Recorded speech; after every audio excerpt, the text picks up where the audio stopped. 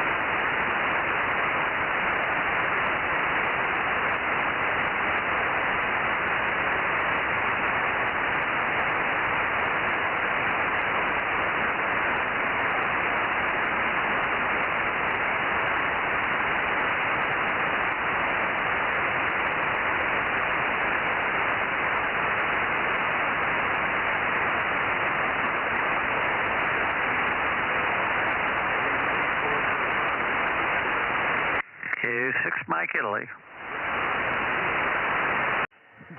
K6 Mike Italy, K6 MYC. Good evening, stranger.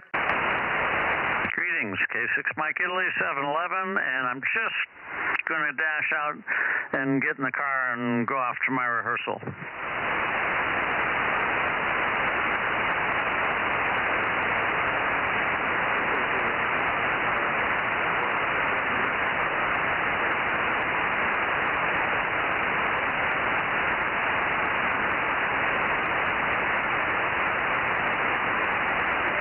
Okay, K6MI, going to be in and out. Okay, hang on a second, John. I was just getting my papers ready. I didn't mean to ignore you. I had to get my Bluetooth hooked up, and when you said hello, I just walked in the shack here. Anyway, I missed what you said because I didn't have the volume up high enough. Over. Oh, no problem. I've got a rehearsal, so I'm dashing out to the car. And we'll catch you tomorrow, K6MI. Well, I got class tomorrow, too. Okay, go DA. Go K6DA-MI. Go ahead. Dash. 7-3, John.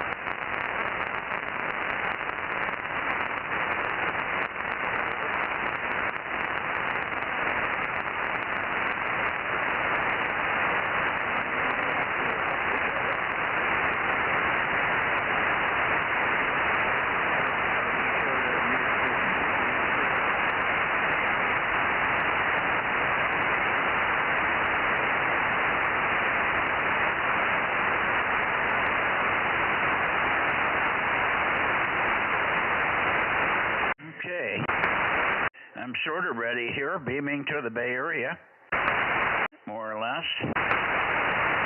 K6MYC Bozo Net, 222.1. Anybody?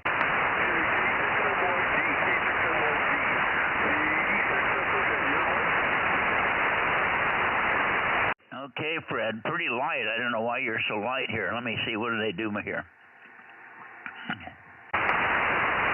Maybe that'll be better. I messed a little bit over you. Okay, that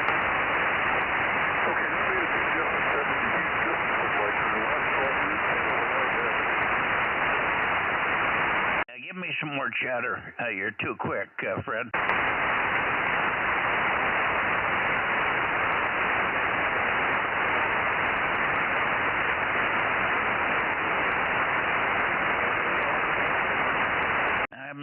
I didn't copy you, Fred. Maybe you're not copying me. Running 800 watts here. KD6SOK, K6MYC. Give me some chatter, will you? It's been raining here all day long. We've had heavy rains pretty much all day. It's still raining. It was very windy in the afternoon. We had a lot of high gusty winds, and the wind has now kind of died down a little bit. Is that enough chatter there, Mike? Go ahead. Yeah, that's better, John. Thank you. John. Fred, sorry. I'm just trying to recalibrate here. This thing was off about 10 degrees here. That should be better. Yeah, it doesn't make any difference to you, but it seemed like I forgot to recalibrate it from last week. I remember everybody was about 10 degrees off. So I thought I'd do it tonight. Well, you did better than we did. We didn't get any rain today. We got a little rain overnight, something just under an inch here. So it wasn't anything close to what it was supposed to be. We could have had as much as 3 or 4 inches. It kept getting scaled back and scaled back and scaled back. And the last I heard was maybe on these 2 days, Sunday and Monday, was going to be about 2 inches, and we didn't even make an inch. Over.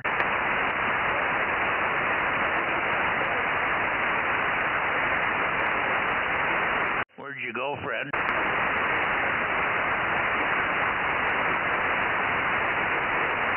He's in there. I don't hear him. We're getting so much rain. Last night it was W6TQL. And K6WIS. Good evening, Jim. Yeah, hang on. Good evening, Paul. I can hear you. And good evening, Fred. KD6SOK. Yeah, sorry, I'm a little off frequency. I'm going to dial up to you. Is that any better? Yeah, you need to come up in frequency at least a couple of hundred hertz, over. Okay, is this any better now? Because this transmitter is always drifting. Is this better? Oh, yeah, much better, but still just a little bit low. Okay, I'm going to go up a tiny bit here. I'm going to go, okay, I went up just a smidge more. Is this closer to the frequency? Oh, yeah, that sounds pretty good there, Fred. This is K6WIS, Placerville. All right, thanks, Paul. KD6S, okay.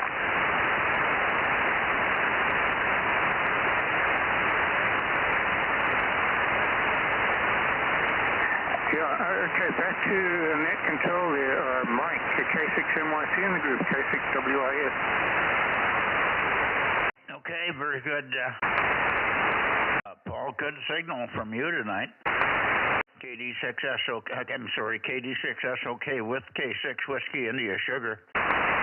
K6MYC, and I also heard W6PQL in there. So, how are you doing, Paul? We missed you over the weekend, over. Yeah, hi, Mike. Right, well, I guess I wasn't too busy. It was all this rain and ice mixed with rain and, yeah, high wind. I did get a little bit of time there on the brakes to mount, reposition a magnetic loop, receive only antenna on the roof, over. Okay, so did you get it mounted, or were you washed out? Yeah, I got it mounted, but it's fixed. I need to get a rotator underneath it still, over.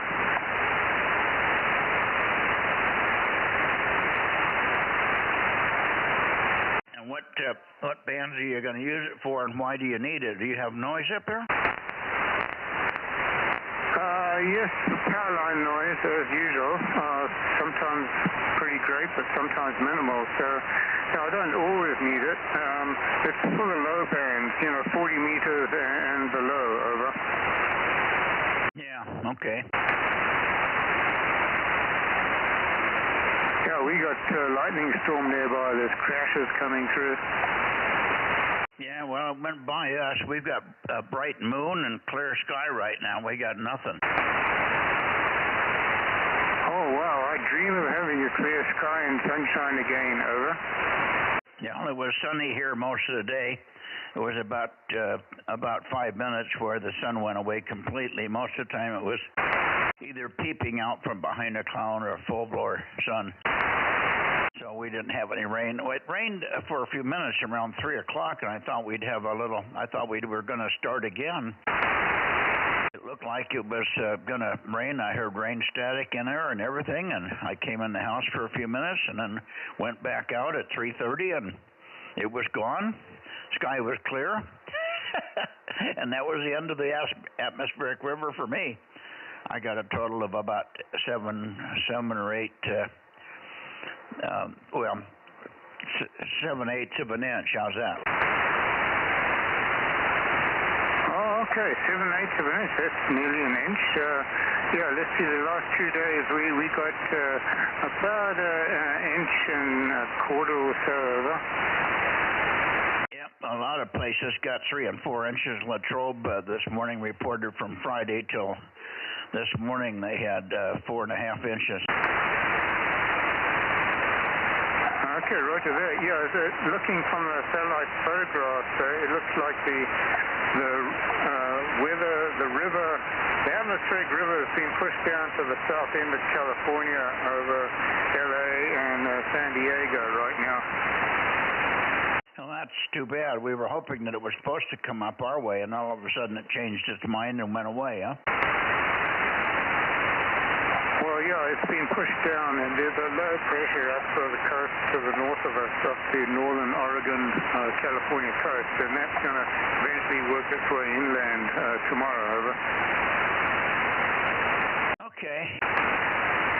Well, we'll see when we get the locals on here what it says for our weather over here in the San Joaquin Valley. Anyway, let me get it over to Jim and see what he's got there and see how much rain he got. He was already at 19 inches. I'm sitting here at 8. 9. Almost 9 inches now since May. Okay. Well, we got a little bit more over here in Fremont, 21 and a half so far. We got 1.5 inches after yesterday. And this morning when I got up, there was another 1/4 inch or so in the rain gauge. So today wasn't real heavy. There's supposed to be some more in the forecast for tomorrow, but I don't think it's going to be any kind of an atmospheric river. That's a term that's probably way overused these days. Everything's an atmospheric river now when it was just rain before. But anyway, it's been significant so far this year. 21 and a half is what we got. After checking the rain gauge tomorrow, we may be actually up to 22, but done pretty well. Our normal is something like 18 to 20, so we're past that already. K6MYC, W6PQL. Yeah, well, I guess I'm okay considering what our normal is here. I'm at 9. Our normal is 11, so all I'd have to do between now and May is get 2 more inches. But the way it's going, it's sure coming in dribs and drabs. Anyway, let's take a standby and see who else we have in here. I haven't heard Jim, JNN, and I haven't heard AXX, and there may be some others. Let's just see what we have here tonight. It's slim last night. We did finally get about 32 to 35. I guess we had 35 guys checking in last night. Way under normal. K6MYC, Bozo Net 222, beaming the Bay Area. Anybody? K6USY 1079. Okay, I got 2 or 3 of you there. K6USY. Are you checking in through John's station, Aaron? Yeah, I heard John check in, so I figured that meant his radio was on, so I figured I'd over here and put myself on the list. K6USY 1079. Okay, I gotcha. And let's see, did I hear KW6S? KW6LY. I'm here, whether we or not. I hear you too. I wasn't pointed at you, so I'm a little bit high, but we've got you. And I think I hear Russ in there. Was it Russ? Was that you? K6KLY? Roger, Roger. 59 Charlie Mike 87, over. Okay, got it. Stand by. We'll be with you in a second. Go ahead, Tom. We never did hear Lee last night.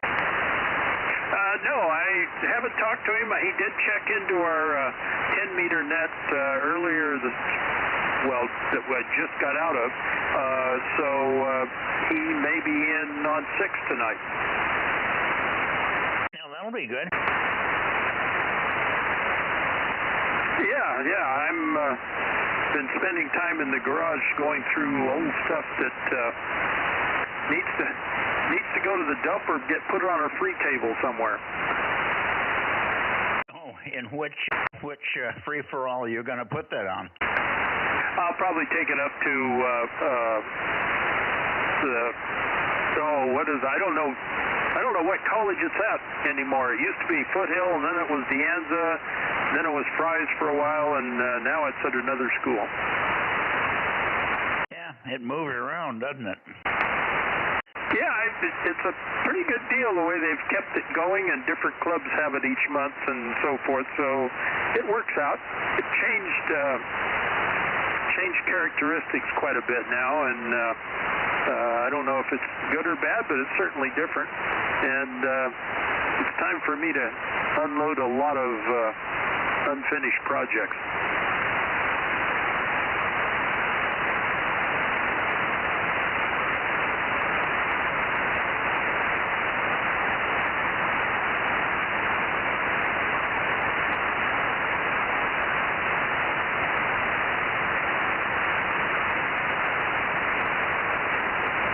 I was just responding to Aaron K6USY in Fresno here. Is the one that runs the streaming, and he was just checking to make sure it worked okay. This is going to be the first night we stream to 6 meters, guys. So if you want to see how you sound on 6, check in on the 6-meter net here in an hour or so. Okay. Well, very good, Tom. So you've got a whole bunch. I wish I could take the time to get my stuff organized, but I'm not going to take it to a place very far out of town. I may just have a flea market on Mikey's property here, over. Yeah, that would work out. I've considered doing that here, and basically any hand that shows up, most of it is stuff I just give them. But yeah, it's technology kind of passed by all the old parts I have from up to 50 years ago. Well, I have a lot of that stuff, but a lot of it's still usable for amplifiers and things. And I got all kinds of stuff that is usable. That stuff can go away. I'm sorry I doubled with you. I'm saying I'm not doing any tube stuff anymore, so that can all go away. Yep, I hear you. I got a friend that's looking into 3CX 10,000 for 40 meters, or for the HF bands. 3CPX, actually, it's the pulse version of the 10,000. It's a nice amplifier. It should give him a little headroom, over. Yeah, I've seen some of those built up and followed along while people were building them online. And, yeah, I just I built quite a few old tube amps, and none of them really worked very well. So rather than try to go back and figure out what I did wrong, I've just moved on to solid state. Probably a good choice in the long run, huh? Okay. Anyway, okay, let's see who else is in here. I'm still pointed down at you, but let's see who is hearing me. Anybody want to check in here on the 220 net? How about you, Ed? K6MYC 222 Bozo Net, over. WA6AXX. Okay. Good evening to you, and good signal as always. Our pipeline is still there. Very good. So just some stats. So the last 3 days, we've had 4.8 inches in the last 3 days. And then since May, including May, had 28 inches. Go ahead, Mikey. Wow. Yeah, we had 3 times more rain than I've had. I haven't even got to 9 inches yet. Yeah, really pouring really hard today. Like almost 5 inches just the last 3 days. Yeah, that's insane. And then we didn't have, we had some drops. It rained at about 3 o'clock today for half an hour. Not enough to do anything, but it rained pretty hard for just a few minutes, and so I picked up all my tools and came in. I had one battery on a chainsaw that was dead anyway, so I thought, well, that's a good time to change the battery.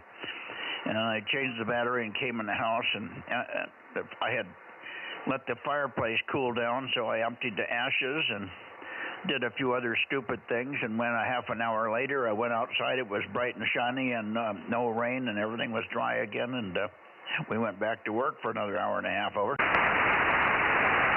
Yeah, very good.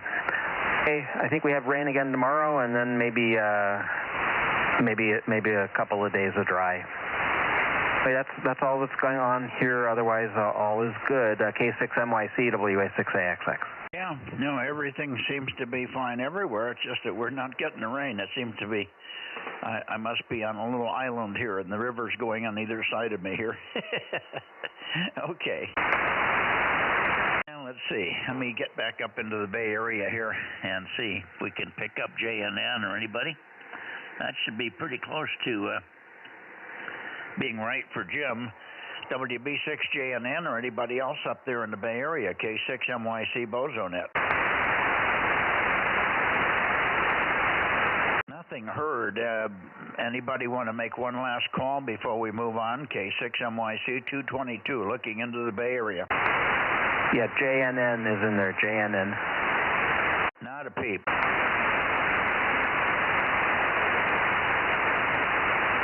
Having trouble getting the amp on.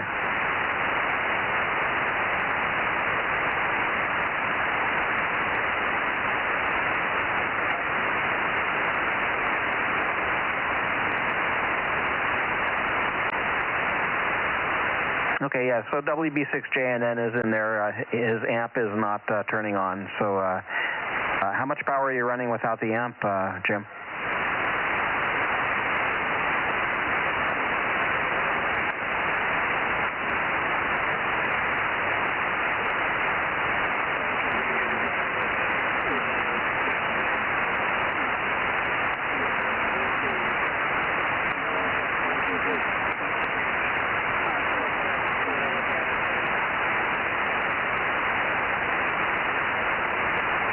Him, but I can't copy him.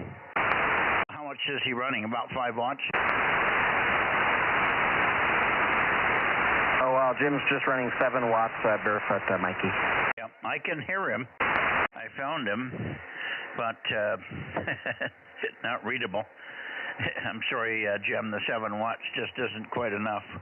What does he run normally? I think he runs about 50 or 60 watts, don't you, Jim? WB6JNN. How much power normal, over? Yeah, how much power normal, Jim?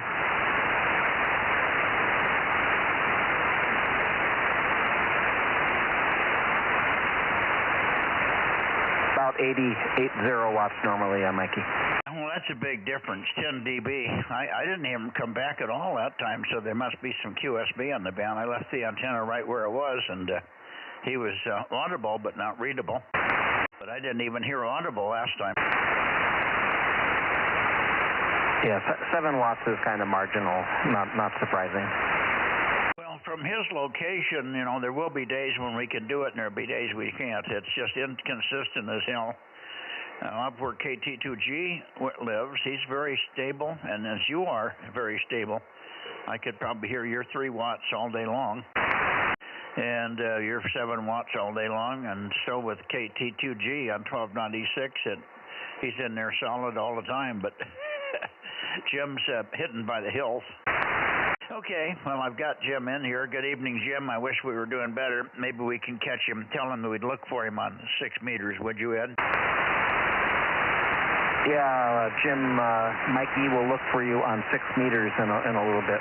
So anybody else? I think there were some other people you haven't gotten back to, Mikey. I think, let's see, K6KLY and somebody else, I think. Anyway, anybody else, maybe you can barely hear Mike, want to check in. Mike will listen. WA6AXX listening.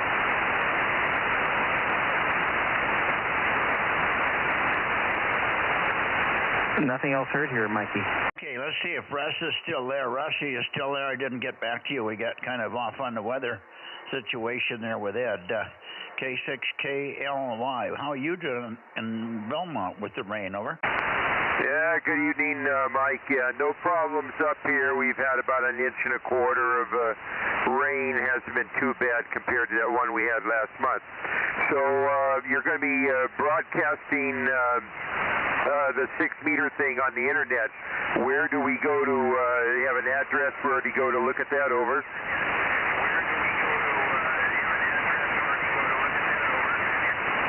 Hello, Mike. Yeah, I'm just listening. Somebody was talking underneath you there. I was trying to figure out who that was.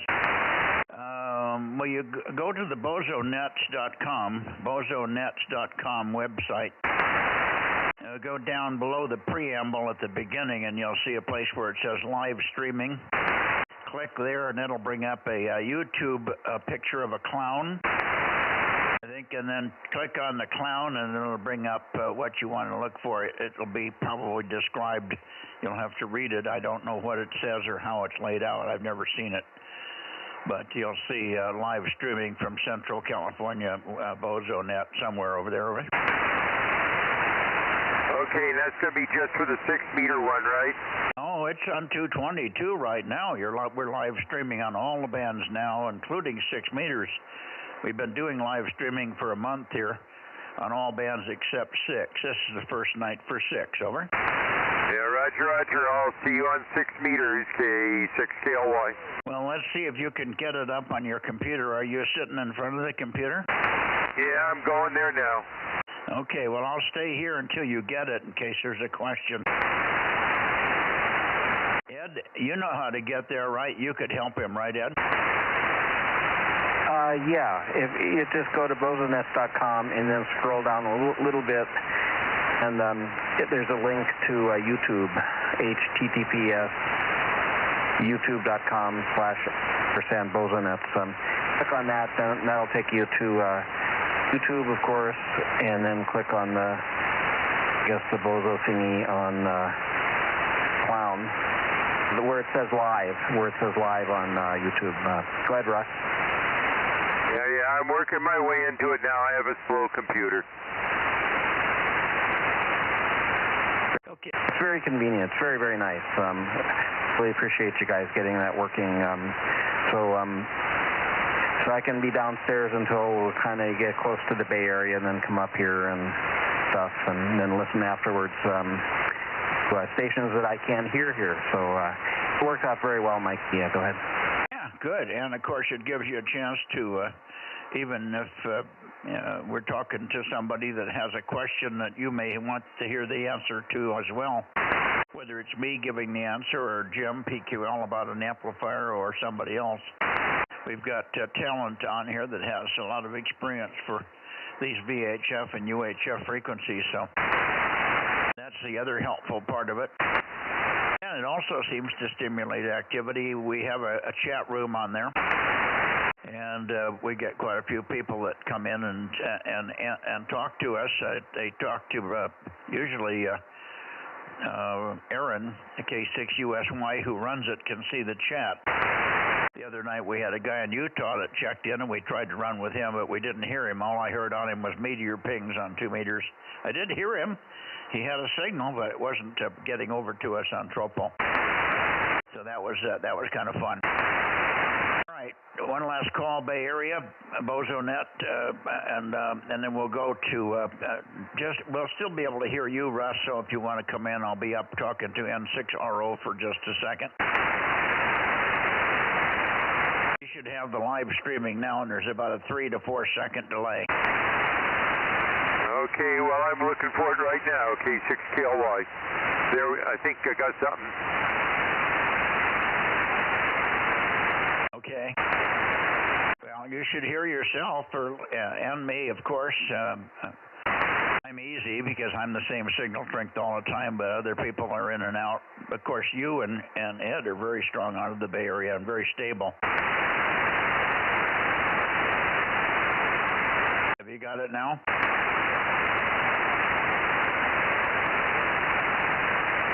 Okay, well, I've got it okay up here, Mike. Okay, so you're hearing yourself or you're hearing me? Yeah,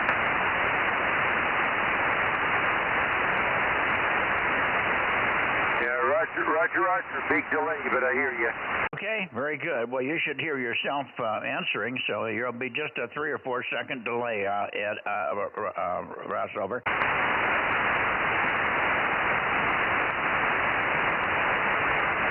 We'll do it on 6 meters as well. Right now you're looking at the faceplate of my ICOM 9700. When we go over to 6 meters, it'll be the faceplate of the FTDX 101. So there you go. 7-3, we'll see you on 6, Russ. Let me go up to Oakley and see what he's up to. They did really well in the contest over the weekend.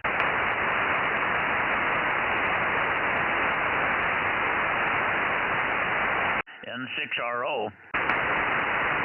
N6 Radio Oscar K6MYC. Go ahead. K6MYC, N6RO, 835. Didn't get much rain yet. It just went through. Say what? All it did was make rain falling. 0.05 of rain. I think you Talk more about the contest details on 6, okay? I'm sorry, I didn't get much of that. Somebody talking on top of you saying, hello, Bozo, hello, Bozo. Maybe he's trying to hear himself. Over. Yeah, okay. I've got rain static. I've got precip static here. We'll see you on 6. Well, I've got good copy on you. Am I okay there? Yeah, but it's sort of marginal because of the static. Yeah, I can't seem to get a good peek on you. You're kind of weak tonight. Over. I think it's just the bands. Okay, we got 7/8 of an inch, just a little under 1 inch of rain so far. That's pretty good. The clouds get wrung out before they get out to Oakley. I think so. I think that's what's happening. They dump it all in the Bay Area. Alrighty, we'll see you on 6, and we're live streaming both places. When we get over on 6, we'll be live streaming there as well. Over. Yeah. The Berkeley Hills and Diablo Range just take all the water out. Must be something like that. Okay, we'll see you on 6. Roger. Okay, let me go up towards Sacramento. N1PPP. I'll stop for Clear Lake.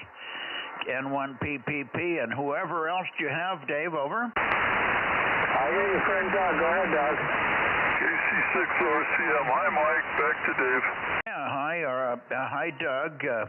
Forgot your number, Doug. 2-something. Yeah, 296. 296, right? Okay, well, good to have you back in here. N1PPP and KC6RCM. How about Kent? Was he in here tonight? Was he there, Dave? Dave, was Kent there? Yes, Kent was in tonight. Kent was here, Mike. Thank you. Roger. Thank you. Good to hear you, Doug. Welcome back. Happy New Year. K6MYC. Thank you. 7-3. We're live streaming here, and we'll be live streaming on 6 meters, Doug. You know how to get the live stream?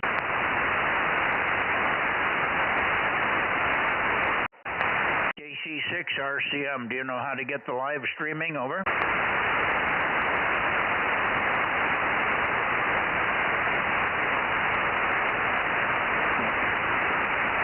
Boy, he must have turned the antenna quickly. I lost him.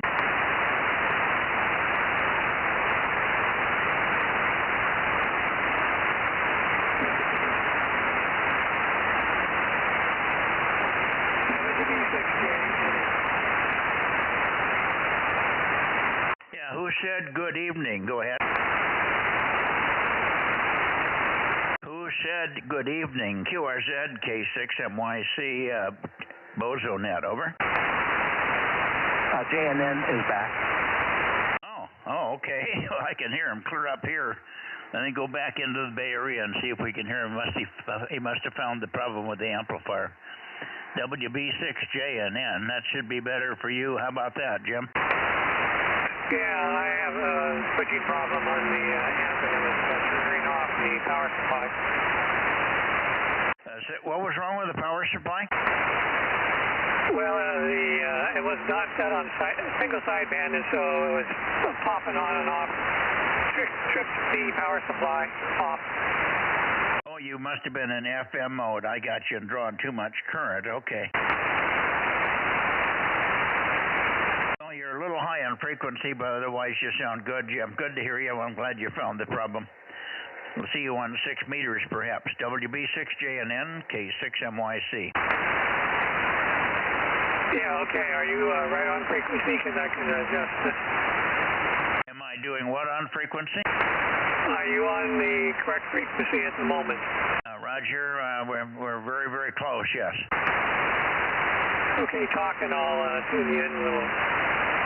Yeah, well, you're only off maybe 20 to 30 cycles, a little on the high side. I think you're a little high-pitched, just a tiny bit high-pitched, Jim. WB6JNN, WB6JNN, K6MYC, Delta Mike 07, Bozo Net 222.1, over. Okay, is this better? Yeah, that's better. Is this better, Mike? WB6JNN. Roger, that's better.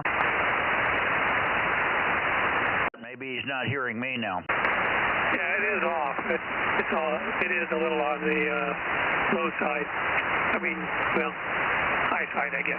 But anyway, I think. WB6JNN, thank you. Yeah, okay, good. And we'll see you on 6. We're live streaming on both bands tonight, over. Yeah, okay, very good. 7-3. Okay, going to Sacramento. Sacramento. Let's see if I can get, how about KJ6KFB? KJ6 Kilo Foxtrot Bravo with your smashing 5 watts, over. No, he's not going to be on here tonight, Mike. He said that he's got a problem with the antenna, that he's got the temporary location. He had to do something with it, so he's not on 220 tonight, but he'll be on 6 meters, over. Okay, Bill. KO6KD, K6MYC, good signal from you tonight. You're very strong. Yeah, good path tonight. I was expecting it to be really marginal, but actually seems to be working out quite well. We've had lots of weather in the area and all kinds of emergency, warning statements for the foothills because of severe thunderstorms and lots of lightning activity and everything, but nothing here. It was, we had some rain, yeah, but it was nice. We didn't get hit with anything severe. Lots of wind earlier, but anyway, close to 2 inches of rain though. So we did get a good douse of rain over the last 24 hours. Other than that, though, that's pretty much it here. K6MYC in the group from Bozo 776 KO6KD. Roger. KO6KD, K6MYC. Well, we got 7/8 of an inch or so of rain, just an 1/8 inch less than an inch. 1/8 of an inch less than 1 inch of rain total, and we got no rain today. It was sunny from the time we talked to you this morning. Intermittent sun and blotchy clouds, but quite a good day. Let's see I don't know, I can't see it now. We're going to say what we charged up to. We had pretty good sun right up to the end of the day, and then I went out earlier just before net and looked up, and the moon was bright and shiny and a nice clear sky up there. Moon's almost straight overhead at the moment, over. Oh, wow. Okay, very good. Well, it sounds like you've got a nice evening there. Might cool off a little bit, which would be nice. Otherwise, it's going to be a little humid. But yeah, anyway, very good. Well, it was not the way up here. A lot of it would hit and miss. We'd have rain, then it would clear up, and anyway, I think they're forecasting some of that again tomorrow. But for the most part, we're done with it for now, and we'll let somebody else deal with it. Apparently, the next one coming in is going to probably your area south. I guess they're really talking about how bad it's going to hit Los Angeles. I did talk to Darren regarding the 17-meter beams, and anyway, I told him about that, and he's quite convinced that it is a 3-inch boom, so it might be one of those special beams that you put together. He's hopefully going to be around for the special order you were talking about, so he may be around for, he said he's trying to be around for 6 meters tonight. Maybe you could talk to him about it if the band is holding it and you're able to copy him over. Yeah, I don't know. Well, the thing to do is look at the spec sheet on our product, because I don't know what the boom length is, and if it's doesn't match up, then it's probably somebody else's antenna. Over. It's exactly to the inch. It's exactly the same length as ours. Yes. Well, I don't know how he's measuring the boom diameter. The only thing I can think of is it's a heavy-duty 17. That's the only thing it could be. And then the 1-inch tubing is still the same, but we got double volume there all the way in the center section of the element. Over. Yeah, you're going to need to talk to him about it, because obviously I don't see it. I'm not there, and you know how it is whenever you're trying to pass along somebody else's information. There's you're always going to get something that's a little bit out of whack. So, at any rate, hopefully he'll be around and he can speak for himself and tell you what's going on, and hopefully clear the air. But I'm quite certain he's absolutely convinced that that it is one of your antennas, and he's convinced based on what he's downloaded and what he's compared. So anyway, that confirmed that when you're talking about the ring clamps and everything, he's happy for what he's got. He's just got to figure out what he's going to do with it now. Over. Yeah, I understand. But again, we did not make those ring clamps for 3-inch booms. Well, then he'll have to go out and remeasure it. Yeah. Maybe he can just take a picture of it and have him send a picture to Matt. I'll have him send a picture to Matt's phone number. And then we can look at it tonight, and Matt can identify it immediately with his eyes. Over. Oh, okay, yeah, because I was the first thing is, well, let's... might come around on 220 Well, there's Darren right now in the background. Wanted to know if you're out there.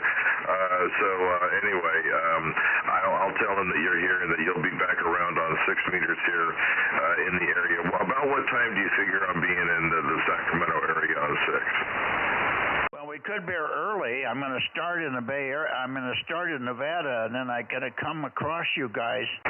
But I really am in a hurry to get due south at that point, and then I come back and usually end up finishing in Sacramento. Over. Okay, so what do you figure? Maybe just to give us an idea. I mean, we could always, I guess, tune in on the net, on the what do you call it? The YouTube, yeah, on the internet. But you kind of shoot for about maybe 9 o'clock, 8:45, 9 o'clock maybe, because I don't want him to take up any of the net time. We don't want to be responsible for that. Okay. What do we do? Well, 8:45 to 9 o'clock. Okay, 8:45 to 9 o'clock to be here and look for you. And if it runs a little late, that's fine. Okay, we'll do that. And as long as I know that the streaming is on, that I know that you're still here and you haven't gone QRT for the night. Well, yeah, you'll hear us. You should hear my 6-meter signal almost no matter where I turn, but I'll be ending up in your general direction. If you should hear me when I'm pointed toward Nevada. I'm only off of you by 30 degrees. Over. Well, yeah, I should, but then again, you know what they say about what should happen versus what actually does. Anytime I plan on something, I can always plan on it not happening. So, okay, I'll let you continue on, and I'm going to go over here and explain the difference. And in the meantime, maybe he'll get his protractor thing or whatever it is, and he'll go out and remeasure. So that way, then you're not having to tell him to go out and remeasure. He'll do it and be ready for you. Well, if he's going to take picture of the ring clamp as close up as he can get to get the ring clamp and the element pieces as it comes out of it, and then go and take a picture of where the half-inch tip is connected to the 3/4 inch tip. There should be a swedge there and a little compression clamp. Over. Okay, well, gee, that's on the element, you guys chat about that and explain to him. He has some pictures already. He sent me a picture on my telephone. Now, I assume that you want to have the pictures sent to Matt's email? Roger. Matt at m2inc.com. Matt at M2Inc. Okay, got it here. Okay, all right. I'll have him gather up whatever he's got. Most likely, since it's dark, he'll have to wait till tomorrow to go out and take them into the pictures in the sunlight if he doesn't have any of that stuff in the garage. But, okay, I know he's anxious to get to the bottom of it, but then again, once he gets to the bottom of it, I'm not sure what he's going to do with the information once he's got it. Okay, the better way to send it, though, is just to send it right to Matt's phone. You could do that. Matt's phone number is similar to mine, 559-994. The only only digits that are different, the last four, 3499. Okay, so everything, the prefix and the area code is the same as yours, only the last four is 3499? Roger, 3499. All right, I'll tell Darren. He's yelling at me over there. I don't think he's listening to us. I don't know why he's yelling at me. But at any rate, okay, I'll go ahead and tell him that and see if he can get these pictures in order and just send it to his phone then. All righty, very good. We'll see you on 6 in an hour or so, hour and a half. Yep, sounds good. We'll see you then. All right, thanks, Mike. KO680. Roger.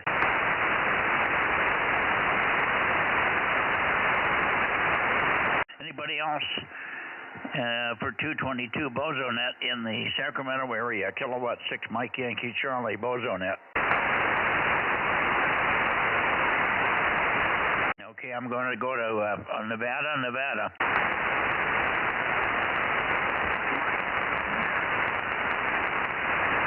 Here we are up in Nevada. KD6 BQ won't be here, but N7 Whiskey Tango, N7WT, N7 Whiskey Tango, or KE7 UQL, K6MYC calling and listening. Well, here is 272 KE7 UQL. Go ahead. Romping and stomping, big signal. Good evening, Daniel. Nice to have you back here. What's the status on 2 and 432? Over. 432 is up, 2 meters is not. We had heavy rain last night, water standing on the ground, and then it snowed on top of it, making everything look like applesauce. Over. Yeah, okay. Well, maybe we'll work you on 432 too then this week. We'll catch you on 1296 on Tuesday, tomorrow. And then we'll look for you on 432 on Thursday. Good big signal. Let's see. Has Larry been in here yet? I'm here. Oh, there you are. Good strong signal, Larry. Good to hear you. We are going to be live streaming, and I'll be starting with you guys on 6 meters as soon as we finish here. Over. K6MYC, November 7, Whiskey Tango, 657. Over. Aren't you copying me, Larry? You're S9 here. Come on. Well, you're a little, like I say, got a little noise problem, but I'm hearing you okay. Over. Okay, well, you're 5 and 9. You're 5 and 9, Larry. 5 and 9. Something wrong with your receive. Terrible. You're 5 and 7, but I'm getting some kind of interference on this radio now that I didn't used to get. But you're 5 and 7, over. Okay, very good. We're live streaming on 6, and we'll see you there in just about 2 or 3 minutes, okay? All right, we'll see you on 6 in a couple of minutes. 7-3, and 7-3 to you too, Daniel. I haven't heard you in a while. And 7WT. Roger, Roger. Thank you, Larry. Mike, I will see you on 432, but 1296 is being protected in the garage, over. Okay, so the only two bands you have is 222 and 432, is that it? Roger, Roger. The small ones, they take the wind better, over. Yeah, QSL, okay. Very good. Okay, Roger, Roger. Thank you. KE7, UQL, 7-3. Yeah, and you're just rock solid. There's no fading on you or anything. You're just like local in here tonight. Big signal here. Got a great 222 signal path tonight. Thank you, Daniel. We'll see you on 6. And I'll just switch over. Everything's turned on and ready to go. I'm pointed in your direction. Over. Okay, no 6. No 6 for me tonight, okay? Yeah, Roger, no 6. Okay. Okay, KE7 UQL. Good night. Yep, Roger. We'll see you on Thursday. 7-3, Mike, and 7WT. See you on 6. Roger, Roger. 7-3, Larry.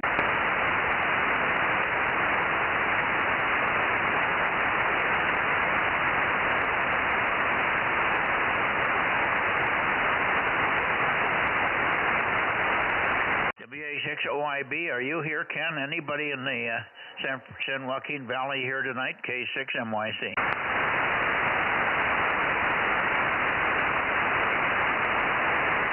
I've lost all the 220 stations in the San Joaquin Valley here, except for John K6MI / K6USY. Okay, going over to 6 meters, Aaron. Here we go.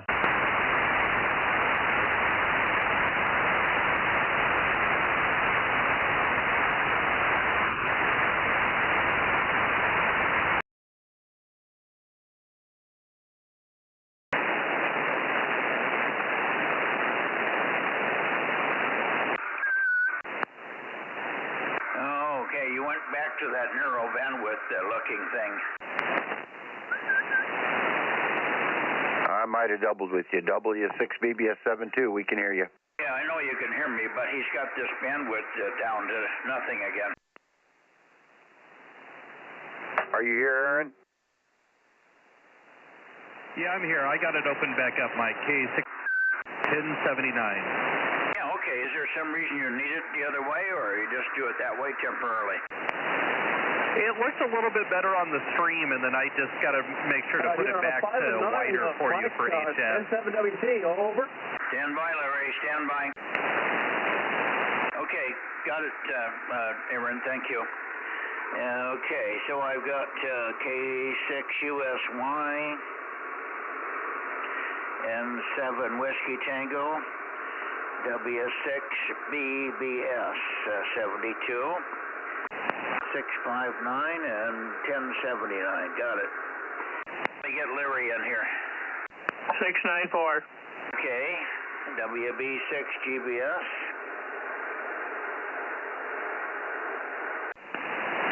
$727.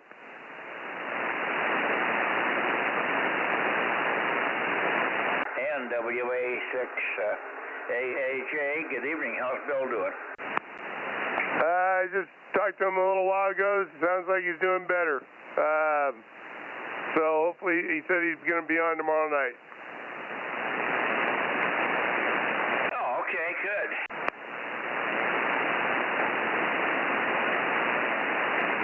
Okay, good to hear you. So let's see here.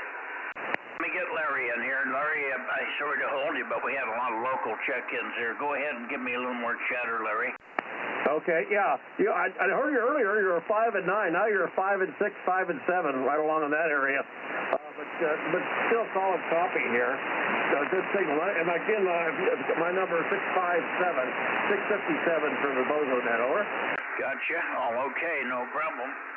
And I think we should probably have Richard in here, but does Richard know we're going to be starting? I told him last night we'd be starting with him again on 6, over. Okay, yeah, I've those guys both give them data. They're on frequency now.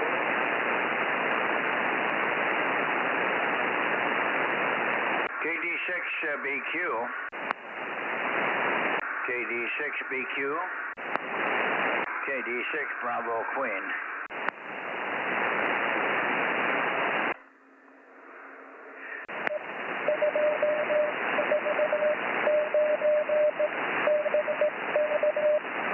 Roger. 249. I think I could copy your sideband, Richard. KD6 Bravo Queen, K6MYC. Go ahead. Yeah, Roger, Mike. It's pretty weak up here. You're down in my noise, so I thought I'd try the CW. K6MYC, KD6BQ, number 249, over. Yeah, well, you're doing okay. I didn't get a chance to peek on you. It looks like the path is a little bit changed tonight. I'm further to the east than I normally am for you. But you never know. Anyway, good to hear you, and I see you hobbled back out to the shack again. Thanks for making the effort, over. Yeah, we're getting out here a little more often. The problem is sitting here with my feet down to swells for some reason, so I wish I would quit doing that. But other than that, I'm getting around better. What are you having trouble with? Something smelling? No, the foot swells.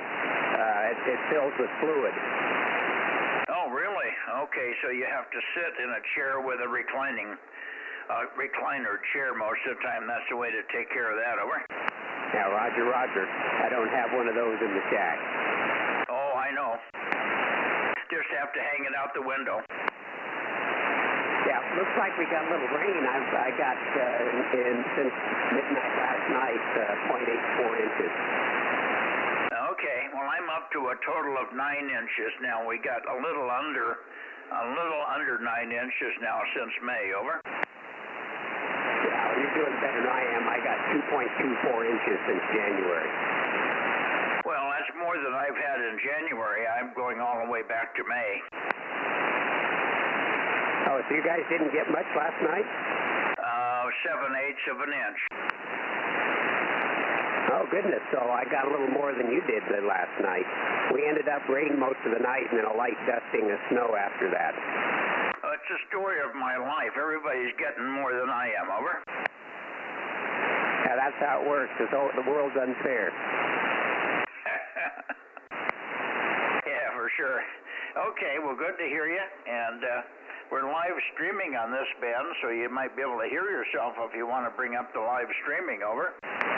Yep, we'll bring it up and play it back. I've been having some trouble. I tried to listen on 222, but it kept stalling out, and then, it'd sit there, and I'd get the little circle thing going round and round, and then it'd come back again. So there's a lot of starts and stops on it up here. Yeah, it must be, your internet must be slow there for some reason.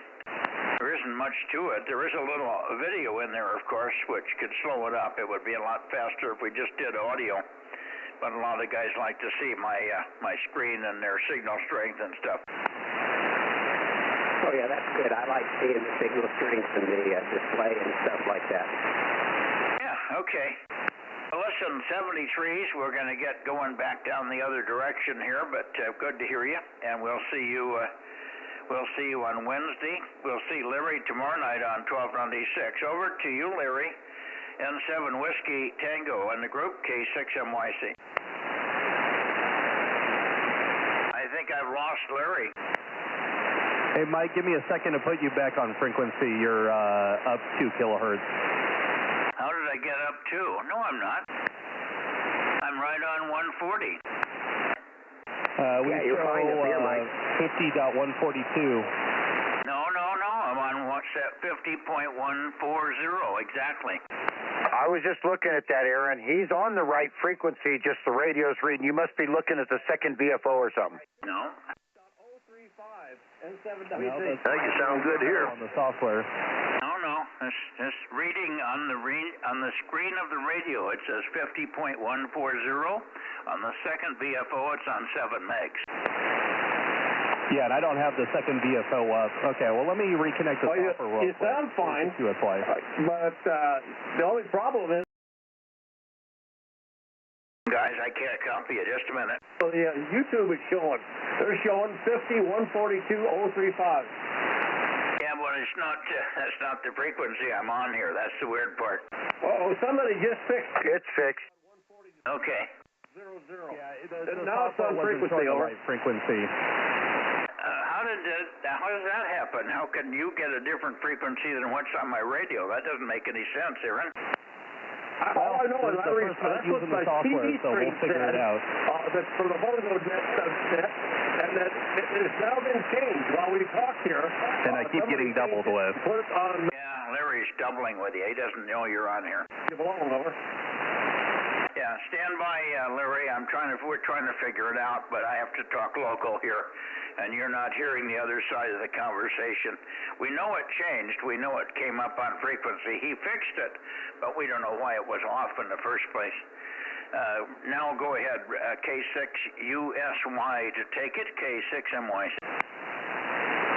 Yeah, no problem, Mike. I just temporarily disconnected and reconnected to the rig, and it came right back on frequency, so I'll just keep an eye on it. I even got a text from Rob. Apparently, if we're not showing the right frequency, everybody freaks out. K6USY.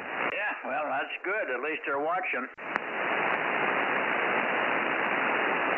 I'm ready. Very good. Anyway, Larry, we got it. Everything's fine, and he just turned off his radio and turned it back on, and it came back. You didn't turn off this radio. You turned off the link.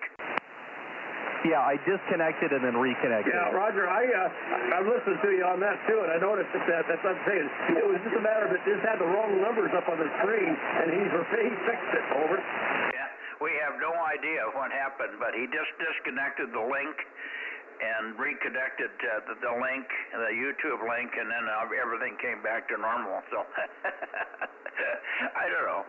It's just a mystery. Anyway, good enough, Larry. We'll see you tomorrow.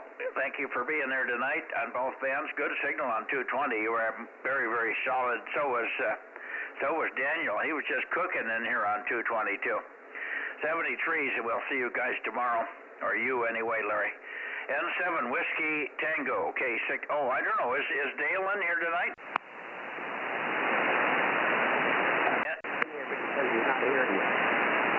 Is Dale in here tonight, Larry, or Richard? Is Dale here?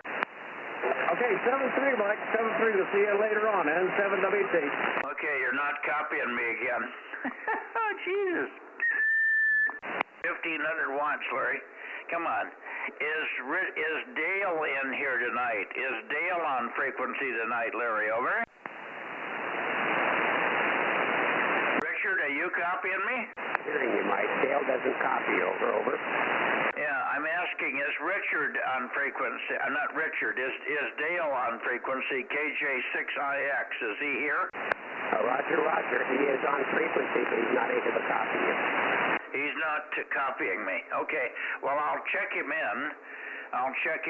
Thanks for that, Richard. Thanks very much. And tell him thanks. I'm sorry I'm not hearing him, but he's just got to get the antenna higher away from the roof there. KD6BQ73, K6MYC.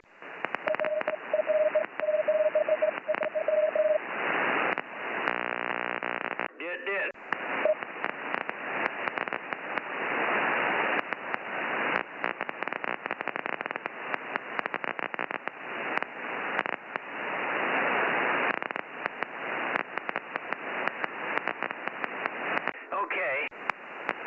Rob, are you here?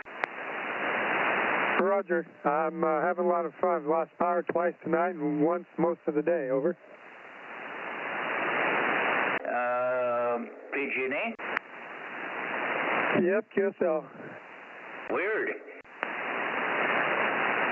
No, I guess it's a little wind, but it wasn't much. Well, it had to be something kind of bad, like they blew a special fuse or a transformer or something. They probably had to wait to pick it up from Fresno. Anyway, we got that back on about a little after 2. It went off around 9. And then tonight, just before at 7 o'clock, it went on and off twice. Over. Oh, they were just putting the right size fuse back in, I guess. I don't know. I got to do something with solar. The wife is really after me now. good. That gives you a free rein to spend money, and Frank is pretty well up on it as far as who's got good products and the sales that are going on and so on. And you should be checking Signature Solar yourself and see what they see how they look compared to other things you might be looking at. Yeah, so far I've only looked at Signature Solar, and they look good. I just got to get some time to figure out where to put it all over. Yeah. Well, some people could tell you where to put it, Larry, but it may not fit. I mean, Rob, it may not fit. Or it's very painful. Yeah, I've been down that road before. Yeah, I know. All right, I go down south and see. I don't think we're going to get him, but you can probably get there quicker than I can. Go for KB6RQU, would you? I've got 694. I've got you up on my computer now. Oh, good. I'm glad that you're hearing it. You're hearing yourself there. I'm going to rotate now so you can watch it. Just watch the signals as it goes around. If you want to talk to me while I'm rotating, you're welcome to do that. Let me do this here. There's one. I'm going down to 150 now, and I'm going to start and rotate. Go ahead and talk to me, Ben. 759. 759. I got you, John. We're coming back later, but I get you now. So anyway, I've got you up on the screen there. K6MYC over there at 50.140, and I see spikes coming up every time you talk. Well, you should see your spikes too. Go ahead. Hello. Go ahead. 234. Hello. Hello. Go ahead. 234. Hello. Hello. Yeah, you should have seen those spikes. You were quite loud on the screen here.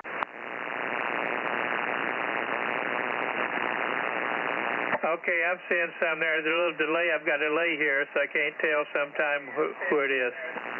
Well, it's you, and you're 3 to 4 seconds behind you.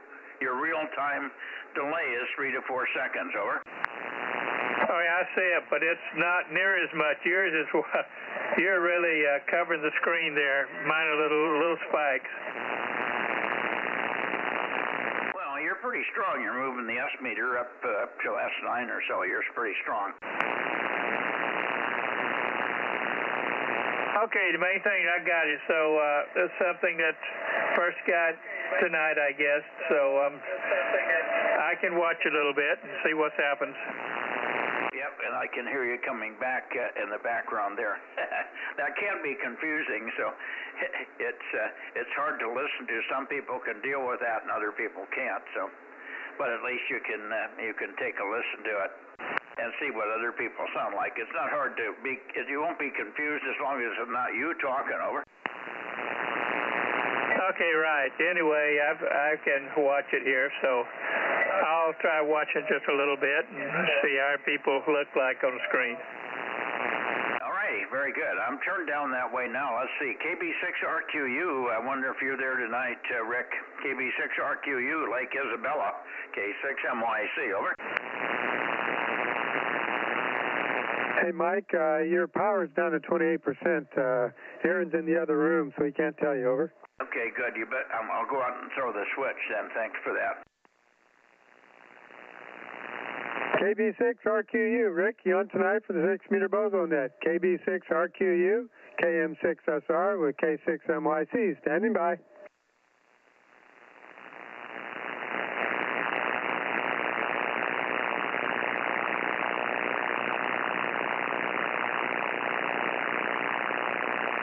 Rick, KB6RQU.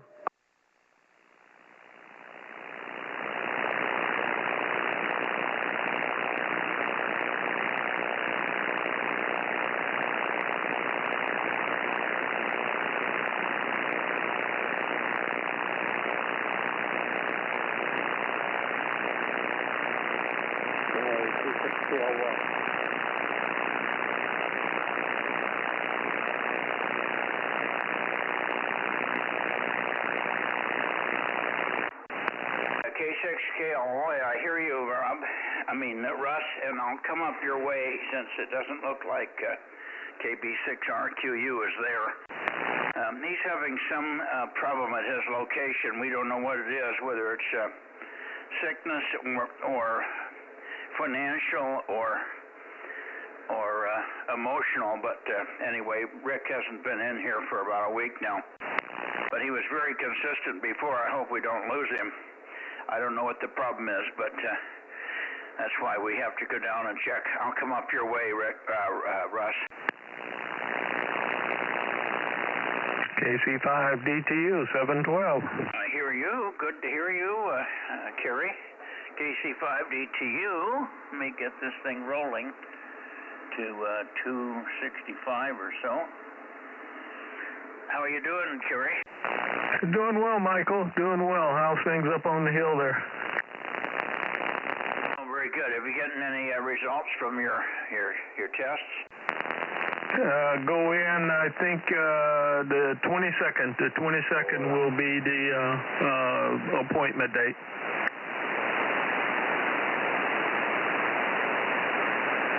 Well, I thought they might have sped that up a little bit, but obviously you don't have a problem, or at least if they have a problem, they still haven't figured it out.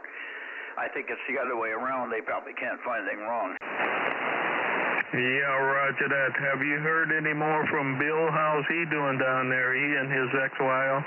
Well, he was supposed to be on here tonight. Mike, what do you know? WA6AAJ, K6MYC, Mike? Yeah, no, I talked to him earlier a couple hours ago, and he said they're doing a lot better, and he'll be on tomorrow night, 1296. Okay, did I check you in here on 6? Did you talk to me on 6 yet? Yes, sir, I did. Yeah, okay, then I do have you. I thought I could, but I can't read it. I can't go back and check my list. All righty, well, that's good. You did tell me that, and I just, I zonked out. No problem, I do that a lot.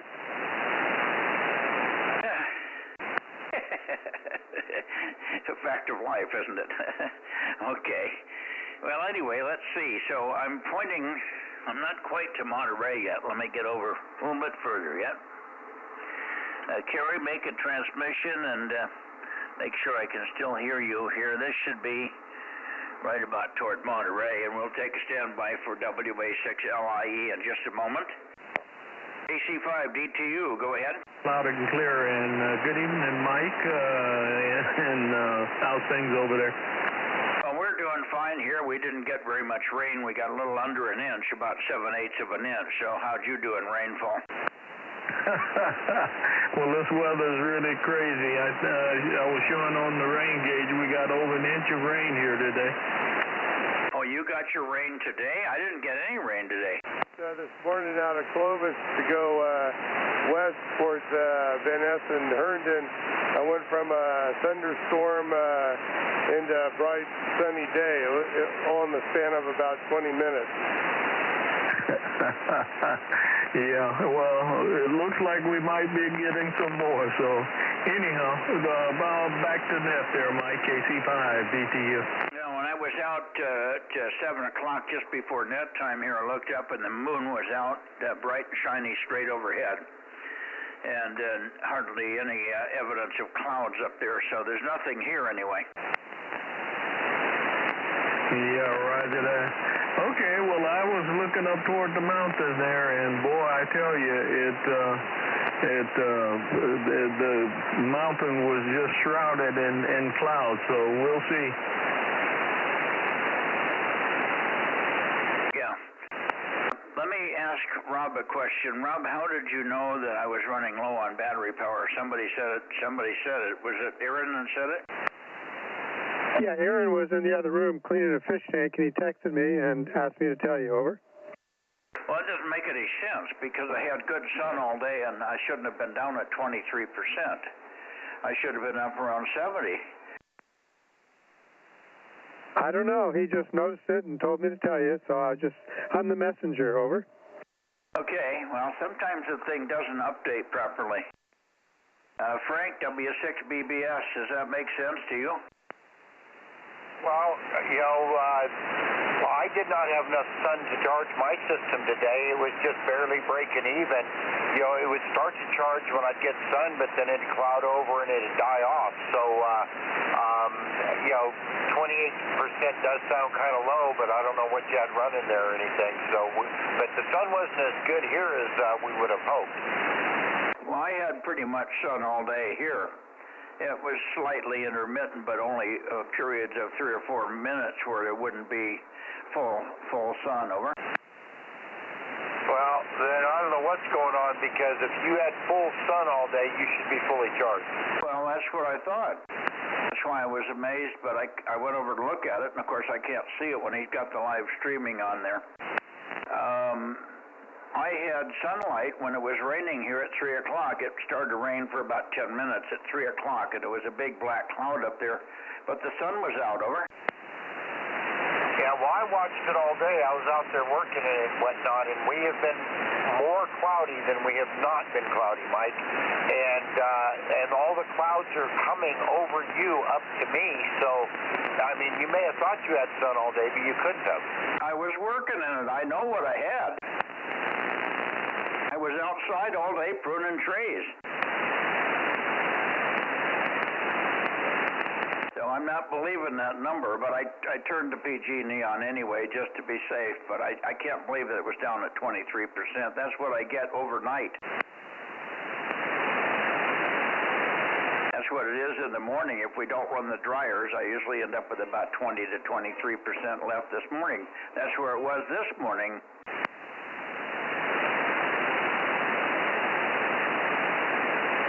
So I'm baffled. Yeah, the only thing I could think of is that Matt's in there running the dryer, but he had the dryer going last night, but I don't know why he would be running 2 nights in a row here. Anyway, that usually doesn't pull it down that much. It pulls it from 80% down to 60. So why it was that low is beyond me. I haven't been on the air here all day either. Anyway, who knows? Let's see. We're pointed toward the Bay Area, and let's see if Scott's in there. WA6LIE. Scott, are you there? I most certainly am, Mike. Hear you, Dane. I know you came down here about 10 minutes ago, so yeah, here I am. And during this whole last rain event, we've got about 1/4 of an inch of rain, so that's about it. My sister's got like 3, you've gotten over an inch. Everybody else has a lot more than us, so not too much rain over here there, Mike. You're sounding good. I'm listening online on YouTube. Looks like I'm sounding good, so it's all good, I guess, Mike. Over. Yeah, you're sounding good. Very strong tonight. Much better than last night. 2 meters was pretty wimpy last night, but I had rain static about the time I was trying to get you as well, so it was distorted in terms of signal to noise ratio. But yeah, you're rocking and socking in here tonight. No problem, Scott. But you must be the problem. You must have the bow of the ship over there, and it's going in and splitting the river, and the river's going north, and it's going south, and it's missing over you and over me.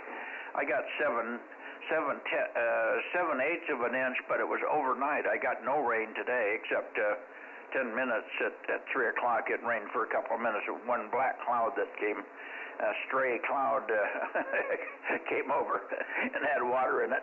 The sun was out, but it rained on me for about 5 minutes, and then it cleared up and went away. And that was it. It was a weird one.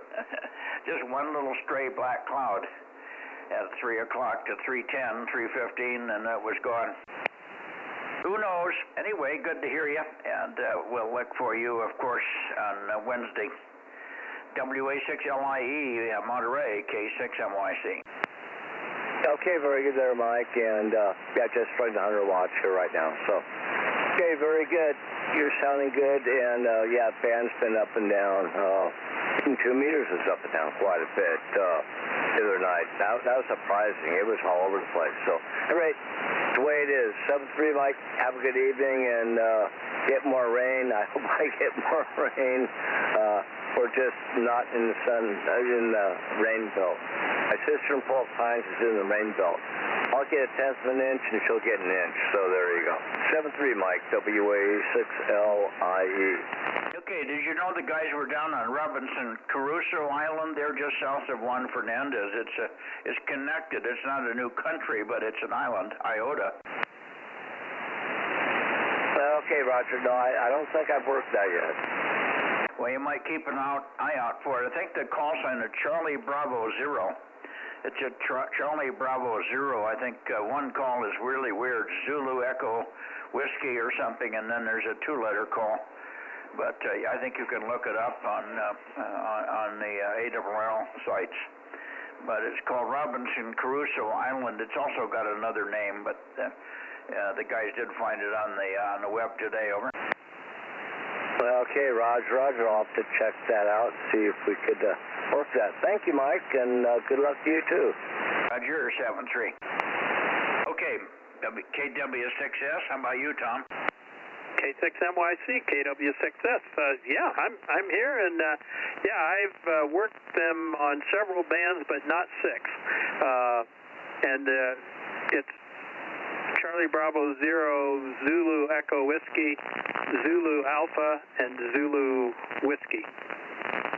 Oh, 3 different calls? Yeah, it's a weird deal. Some of them are remote, some of them they're on the island, and then I don't know what the other one is, but it's kind of a odd deal, and I really didn't make much sense of the difference in the call, but I guess some of them are good for islands on the air, but I guess the remote won't qualify for that. Yeah, I got you. I don't know what qualifies for what. But I think that what happened there with the call signs is I think the guys all just took their own suffix. They took the Charlie Bravo 0, and then the Chile people, the Chileans who issued the licenses, just gave them whatever they wanted on the end. I think they took their own home license. Over. Yeah, that could be. I've been trying to work them on 6, and I forget which one gets spotted a lot. There's 2 of them that get spotted. One of them more than the other, and I keep trying, but I haven't made it yet. So I keep watching them, and there's the station in Guyana as well. Yeah. Okay.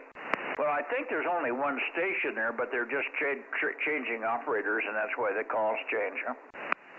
No, there are a lot of times they're all 3 pretty much seem to be on at the same time. So, as I understood it, at least one of them is a team that's on the island, and then another one is operating what they call a remote and box, where they've put the remote station on the island, and then they went back to the ship and they operate remotely that way. And I don't know what the third one was. Well, I don't know why that wouldn't be legal. As long as the station is on the island, why wouldn't it be legal if they're into it remotely? They're all good for DXCC, but I guess there's some prohibition on the islands on the air, or there's islands on the air and something else that I don't actually chase after. So there was some mention of that on their website. Okay. I can't keep up with it, nor do I care, but I'd just like to be aware of it so I can pass it on to other people. If it doesn't make sense to the guys that are doing it, why, I don't know how I could get it either.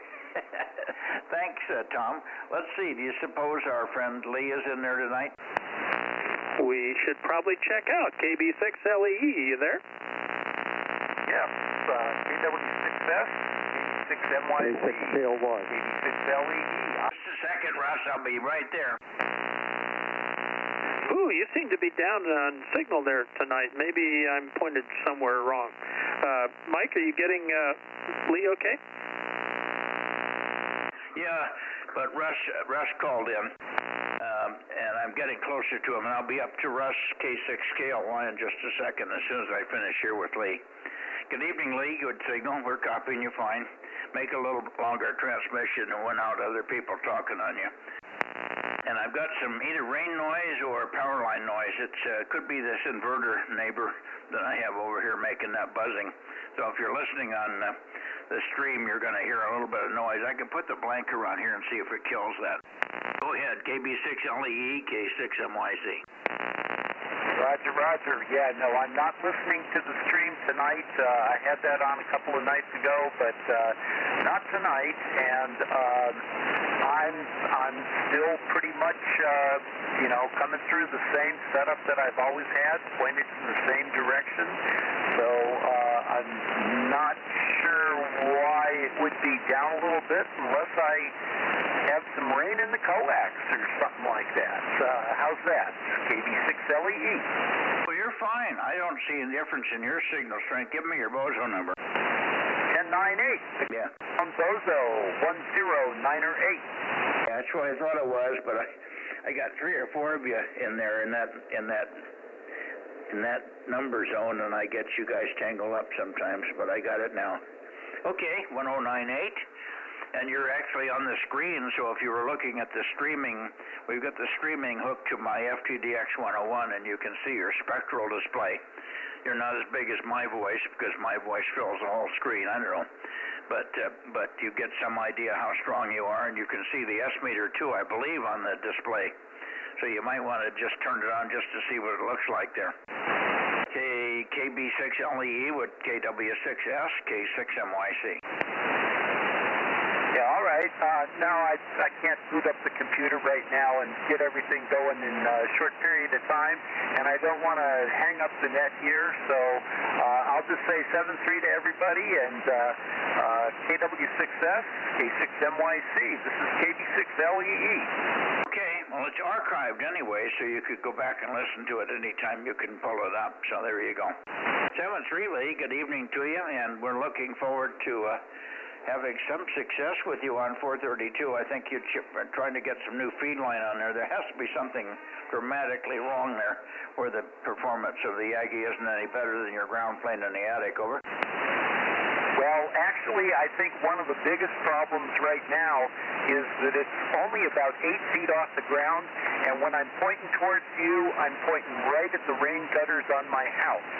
So, I would imagine that that's going to have a little bit of an effect on the signal propagation. Okay, it's like hitting your hand with a hammer. Don't do that. Don't put the antenna behind the rain gutters. Don't do that.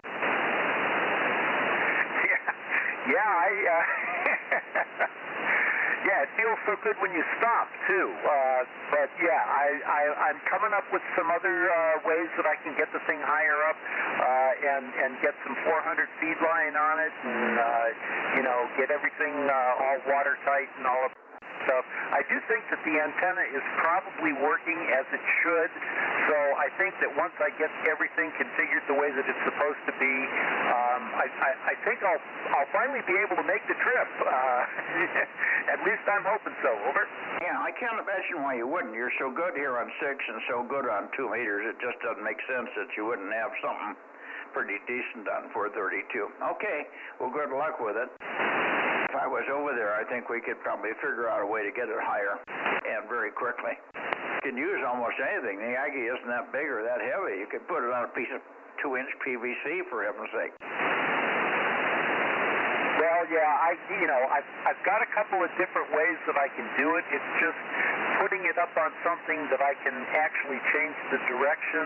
I only have the one rotator right now, but I actually have a push-up mast that I'm going to put in a 5-foot tripod base that I'm going to hold down with, which has been working pretty well with cinder blocks. It survived the 50-mile-an-hour winds we had here a week ago. I'm going to try and put that up. It's a push-up mast, but with everything collapsed, it's like 10 feet tall. So that will at least get me over the roof line, and that should, I'm pretty sure, at least get me out, and not pointed at my gutters. Yeah, well, let's hope so. All right, good enough. 7-3, and we'll see you on Wednesday, of course, and then Thursday, hopefully. KB6LEE73, K6MYC, and I got to get up to Russ there. K6KLY. Go ahead, Russ, K6MYC.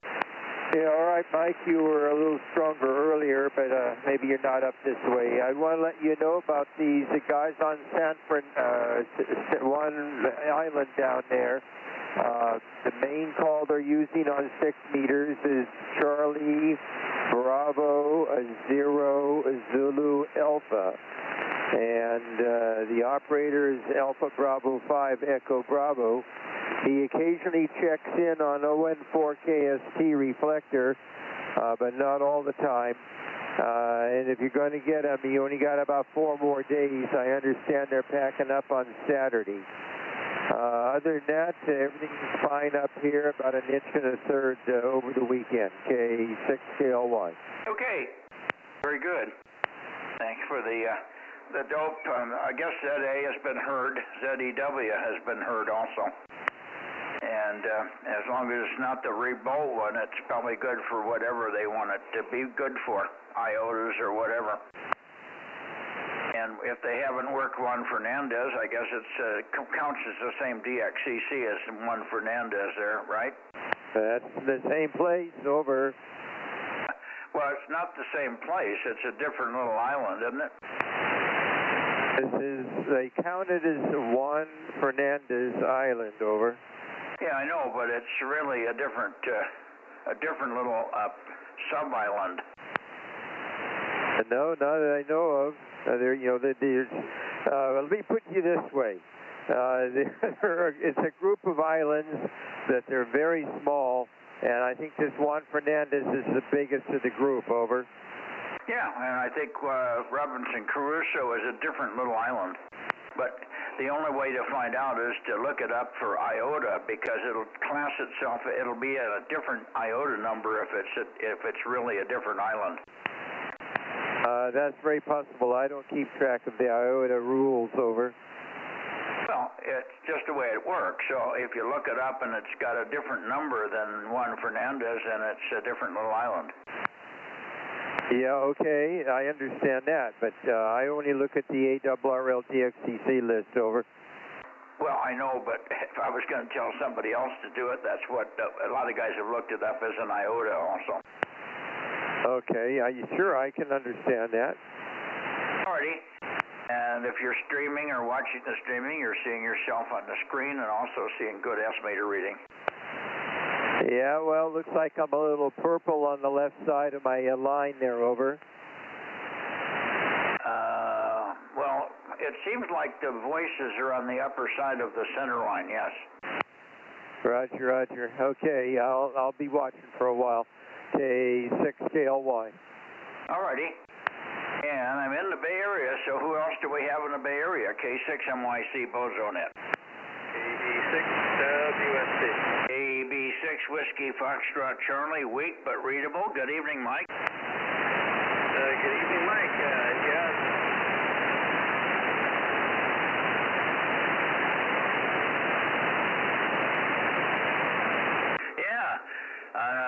Did you get any rain today?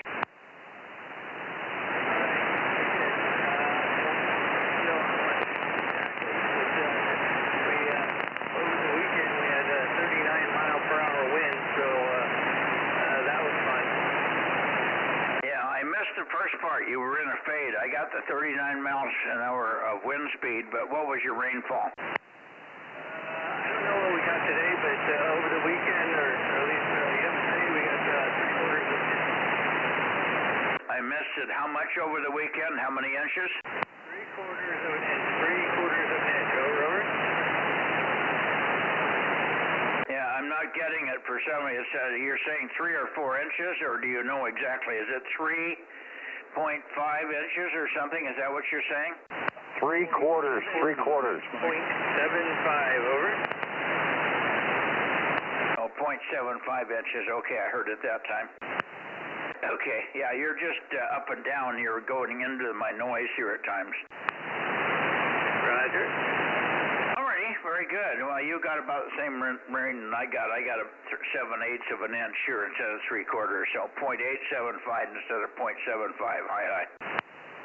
I don't know where it is, but it didn't come here. I'm surprised you don't get more rain there. But maybe it rains on the other side of the mountains. It certainly rains a lot in Fremont. Jim over there is up to about 21, 22 inches already.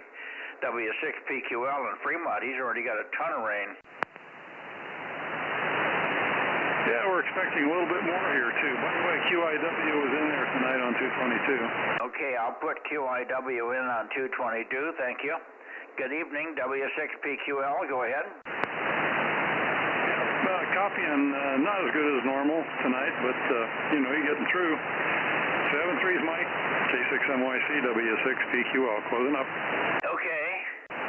7-3. I could probably come back your way. I had to go quite a bit north to get a good copy on Mike there. But I'm still up there, so I'm not quite pointed at the better part of the Bay Area. I'll leave it this way for now, at least. K6MYC. Anybody else in the Bay Area? QRZ. K6MYC, 6 meters. WA6AXX, still raining, no traffic. 4 WB6GGY. Okay, I hear you, Phil, and I hear you, Ed. Thank you. Stand by a minute, Phil. You got a really funny, watery sound on you there. You ought to listen to it. Make a transmission, Phil. Are you listening on the stream? No, I haven't been, but I will do that. Thank you for reminding me. Yeah, that's a weird sound. That's almost like Aurora on you. Yeah, I'm getting some multipath on you also. I forgot your Bozo number, Phil. 884, WB6GGY, 884.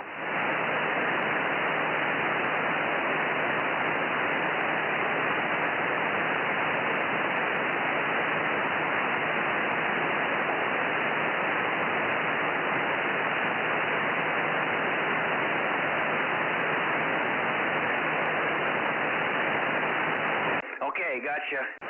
Very good. And okay on your continued rain there, Ed. Well, you're up in the hills. I guess that's the key. I don't know how you can have all that rain there and they're not getting any in Monterey. Aren't you kind of in line with Monterey? And Watsonville has had less than an inch yet so far. Yeah. So looking at the radar maps, yeah, the cloud banks, the rain banks, they just kind of move from west to east. Probably a northward or southward tilt as well, but no, we get sheets of rain and then it kind of slows down, then sheets of rain and then it slows down. So it's kind of sporadic, but very, very heavy when it's pouring. Yeah, to my knowledge, it might have happened overnight, but I didn't get any heavy, what you'd call heavy rain here. It's so light that I can't even hear it hitting the skylight. Over. Yeah, well, we have a metal roof, an aluminum roof, and so it's good at letting us hear the rain. Oh, well, it is. Yeah, that would be right. In Hawaii, everybody in Hawaii has corrugated metal roofs, and man, oh man, they probably do that because those hold up better. When you have continual rain in a place that gets 60 or 70 inches of rain every year, the roof never dries out if it's shingles. Yeah, we're partly aluminum roof with a 10-degree tilt. It's almost flat. That's where I put my antennas. And then a couple of flat sections. Anyway, that's it here. K6MYC, WA6AXX. Okay, good.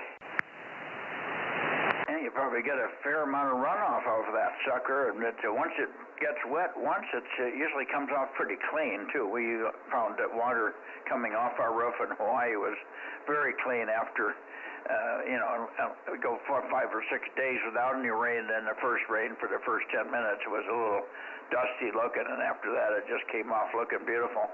You could almost feel like you could drink it. And with that amount of water that we got over there, that was even on the Big Island, but we were up at 2,300 feet, so it was quite nice. Okay.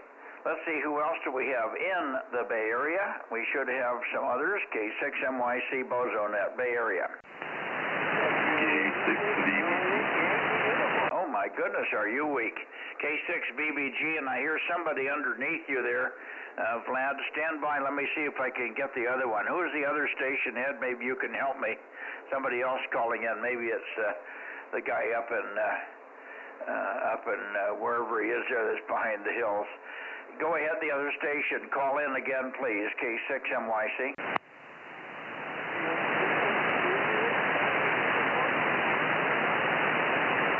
Yeah, it's WA6JYU, I believe, in near Napa, I think. JYU, where are you located again? Novato. Novato, you got it.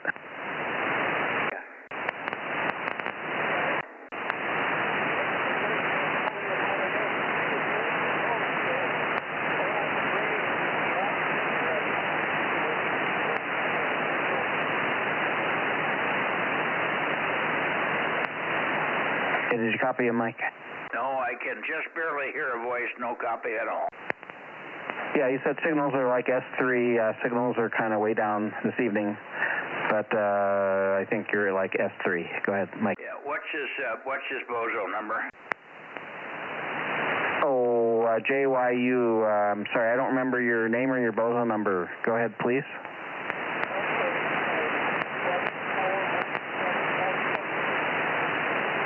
Seven four one, Mikey. Okay. And I guess he didn't give you his name. I can't remember it either.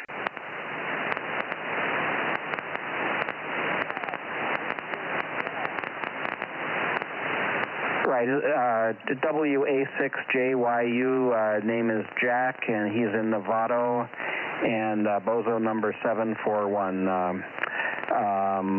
Very good, Jack. Thanks for checking in. Go ahead, Jack, real quick.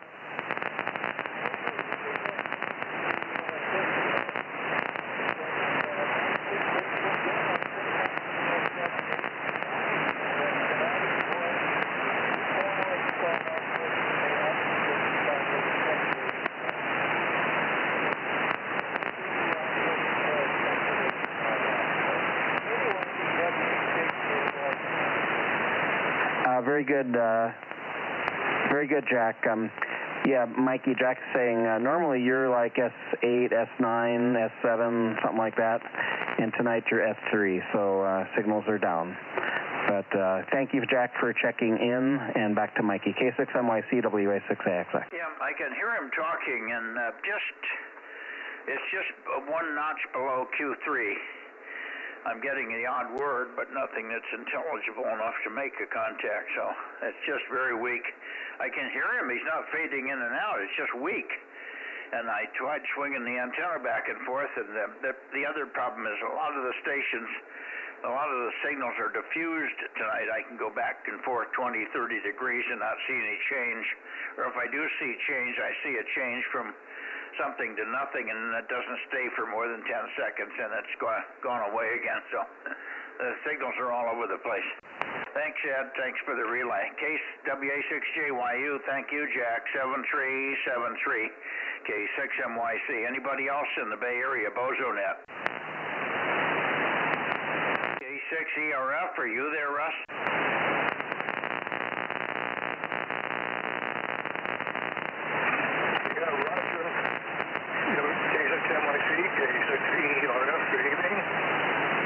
Good evening, boy. Really weak and fluttery, but we've got you. You're Q5, Russ. Good to hear you. K6 Echo Romeo Fox Martinez. K6MYC. Go ahead. Yeah, Roger. Yeah, we had a big story of rain today. It lasted quite a while. We got a lot of rain, a lot of wind, 30, 35 miles per hour. So it's kind of an exciting day. I'm sorry you just got a few drops with that one cloud. Go ahead. We got more than a few drops overnight, but nothing today. It was dry when I woke up, and it only rained for about 10 minutes around 3 o'clock. A little weird black cloud came over. Nothing near it. He somehow got away from the rest of the group and came over and visited me for 10 minutes. Bright sun and a black cloud, and I got rained on with the bright sun hitting me here. So who knows? Anyway, good enough for us. I sort of keep you waiting there. Very, very light this evening. My gosh, it's weak. I don't think there's anything wrong here. Everything seems to be normal. It's just tropo path is terrible. K6 Echo Romeo Fox, K6 MYC, over. Yeah, Russia, Mike. Yeah, this cloud is probably a Bozo cloud. Probably wanted to come in for a check-in anyway. Good night. Catch you the next net night. Yeah, good night, Russ. See you on Wednesday. K6 ERF, K6 MYC, standing by for N6 Radio Oscar. Hello. Hang on. Hello. You want a comparison report tonight? Yeah, K6MYC and 6RO. We only had, as I mentioned on 220, 0.05 of rain. Didn't make it out this way, and we didn't have any of the winds like Russ did. Okay, you got 0.05 or 0.5? 0.05. Oh, you mean less than the 16th of an inch? Yeah. Oh my goodness, that's weird. Okay, tell me again about your score in the contest. I just didn't get all of it last night. Go ahead. Yeah, okay.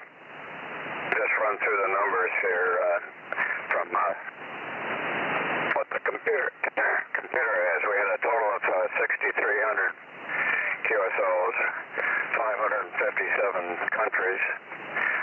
The big band was 15 meters with 1,700 QSOs and 114 countries. The highest country total was on 10 meters with 127 countries and 1,500 Qs. 20 was 1,300 Qs, 113 mults. 40 was 1,300 Qs and 103 mults. 80 was 349 by 76, and 160 was 78 by 24. So we broke the old record by 3 million points, and we had a lot of station problems and antenna problems, but we got through it okay and set new record. Yeah, that's phenomenal, and the conditions were really favorable from what I understand. Everybody was just putzing around even, not even in the contest. They said 10, 15, and 17 were phenomenal. Yeah, all the bands, even 80 meters. I mean, I worked about 40 Europeans on 80. About what on 80? About 40 to 50 Europeans on 80, a long path. Oh, all on long path? No. I got one country on long path, OH. All the other Europeans were short path. Oh, okay, very good. Who was the OH on long path? OH5 Zulu. Okay, that was a new one. I don't recognize that call. I haven't heard Marty for 6 or 8 months. I hope he's okay physically. Do you know anything about Marty? No. He may have been somewhere in the contest. I haven't looked really scoured the 38th reports, but he was probably on. Yeah, well, he usually operates from the Azores, you know, on some of those contests. They operate from there. They operate in Finland, but they're operating remote with the antennas and stationed down in the Azores, or they can also go down there as well. But I just haven't heard him. He sounds like he's sort of winding down. He's probably, all these operations and transplants he's had over the years are taking its toll, I think. Yeah, he's probably trying to catch up with us. Yeah, how about that? Okay, well, congratulations on a storming contest, and boy, probably it's a good thing that you didn't have everything working right, because everything's going to work right next year, and you're going to win again and break the record again. But if you'd had a really, really good time this time, you couldn't break your own record next year, over? Yeah, all depends on the propagation, and this is the best overall. All the bands were reasonable. I even worked 4 Europeans on 160 with a broken antenna, so once we get everything repaired here, we were down a little bit on 20 because we only had our one antenna rotating, and when we get the second antenna back up, then we can spray in different directions, and that always gets us more mults. Now, what band was that? 20. That's the KLM. Oh, 20 meters. Okay, yeah. Did you get the boom thing resolved? You decide to stay with the old Lexans? Yeah, we're going to stay with the Lexan on the elements, and we may be able to manufacture a boom here. One of my operators in his warehouse, one of his customers is a metal shop. So we're looking into that. Otherwise, we'll buy it from you guys. Yeah, well, you can buy 20-foot sections. Just buy a couple of 20s. And you probably got enough scrap to get the last little bit out of it. They may even come as 21. Sometimes they come in 21-foot lengths. So you could buy that. Then you just have to come up with some 2 7/8 for a sleeve. There's other ways to make sleeves. We can make you we have sleeves for coupling the centers together if you need them. It's an insert that's about 6 feet long, and we use machined rings on a very nice piece of 2.5 inch with machined rings that fit inside tightly. So we could give you a center coupling or sell you one of those center couplings if you got 2 big halves. Over. Yeah, well, that's good to know. I'll tell Gary about it. He's sort of honchoing the repair on that. Yeah, sometimes it's hard to buy a short length of 2 7/8 is hard to find, and you're not always sure that it's going to fit in there. You know, it depends on what the quality is, and the tolerances are on the 3-inch that you get. 3-inch eighth wall, you can usually get 2 7/8 to go in there, but we usually use 2.5 eighth wall and then sleeve it, or with ring couplings that go along inside and give you your boom coupling. So it's good and strong. Never had any issues with those, so that should work. Alrighty, good deal.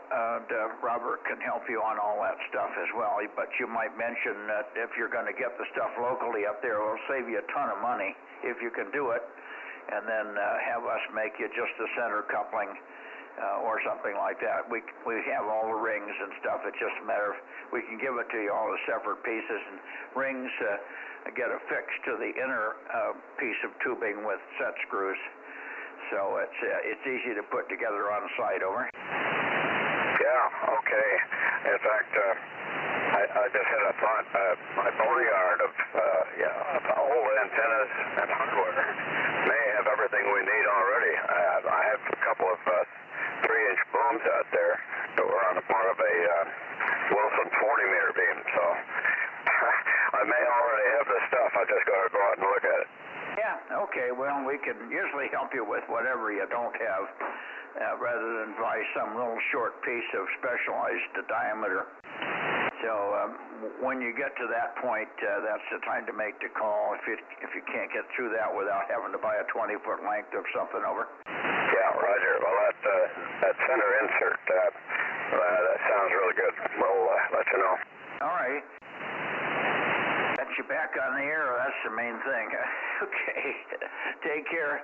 We'll see you tomorrow on 1296. K6. N6RO, and over to you, Steve, if you're there. N6RO with W6SSW to take it. K6MYC. Bye-bye. W6 Sugar Whiskey, are you there? Just barely hear you on the air with the noise, but they sound great on the live stream. Okay, well, let me give you a little more signal. I don't know if that's any more. I may have moved the antenna too far. Anyway, we're copying you loud and clear, Steve. W6SSW 793 K6MYC. Go ahead.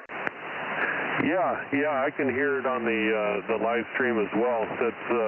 That's great that your antenna's picking me up fine. So yeah, just local noise here as usual on 6 meters at night. It came on about 7:45 while I was listening to the 220 live stream. Oh, of course. I've got a lot of power line noise in the southeast to south direction. I can hear it all the way up to 222.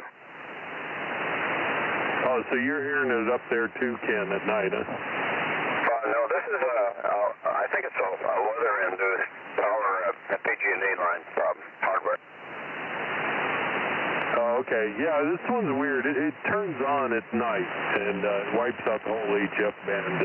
It's something that's running on a timer. I don't know if it's over at the sewer plant here or a pump that they're running with the sloughs and the levees here, or something in somebody's house. But yeah, I get a F5 noise, and if Mike's not above 5, I can't hear him.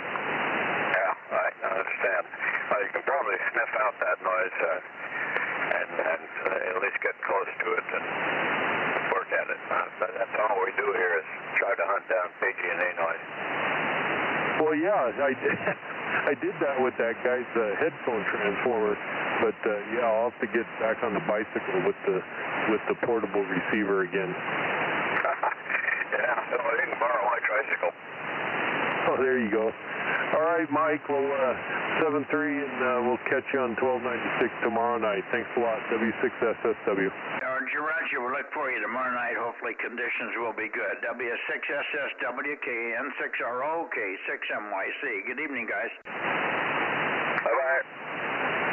Up to Sacramento or maybe Clear Lake. Is any copy in Clear Lake? K6MYC. Clear Lake? I don't hear any Clear Lake, but they'll pop in somewhere here. This should go into Sacramento, KO6KD, KG6KFB. I already have John, KR6MR, over. Kilo, Juliet, 6 Kilo, Foxtrot, Bravo. Yeah, KJ6KFB. Good evening, Darren. And what did you determine on that boom diameter?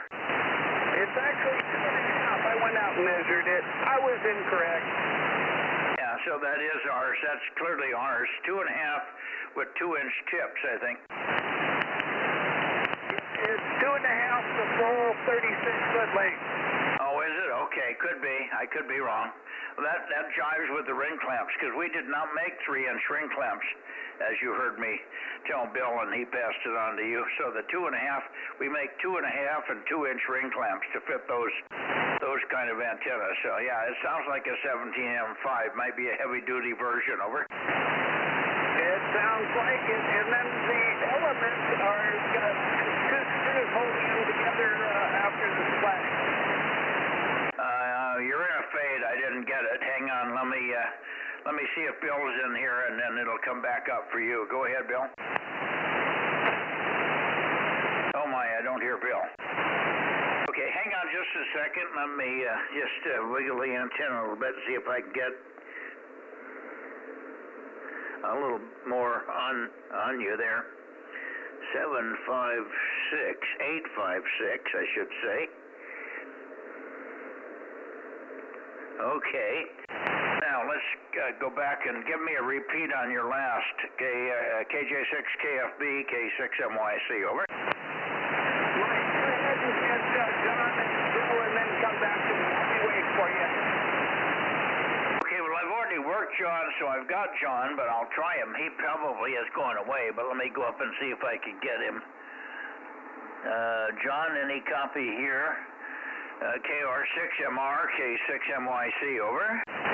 Good evening, Mike, K6MYC, KR6MR, Bozo 759, good copy, over. Yeah, I have you checked in from earlier. Of course, we got you earlier, but good to hear you here. And we'll look for you tomorrow night. I don't know, with all this weather stuff going on, I don't know what's going to happen on 1296, but we'll give her all we got, over. It will probably be a washout. Okay, today's rain total was 1.43 inches.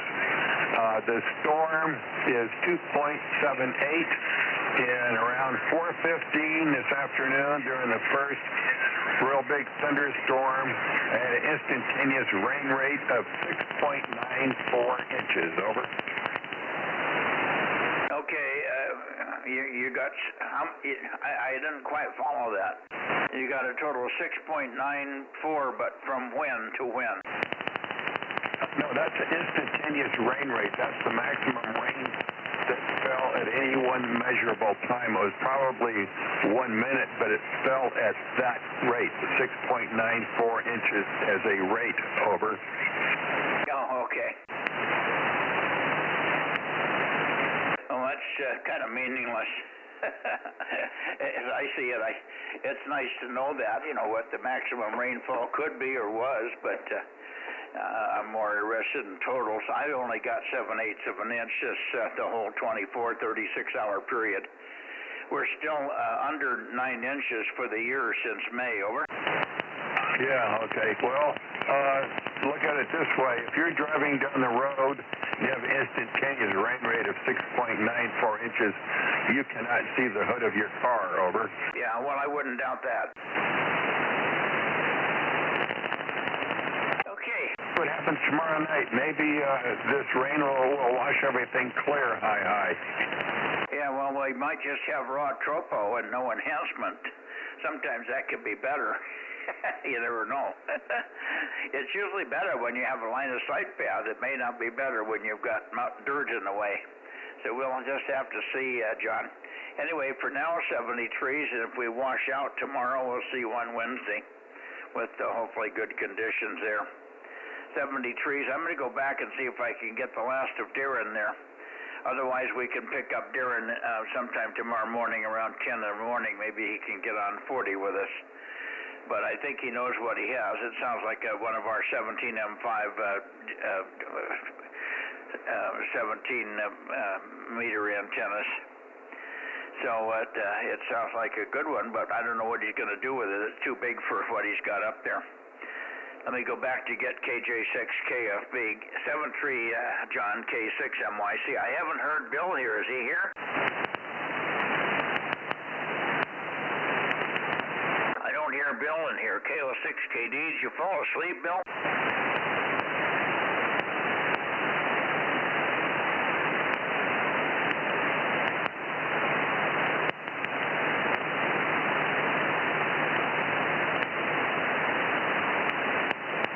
KJ6KFB, is it any better now?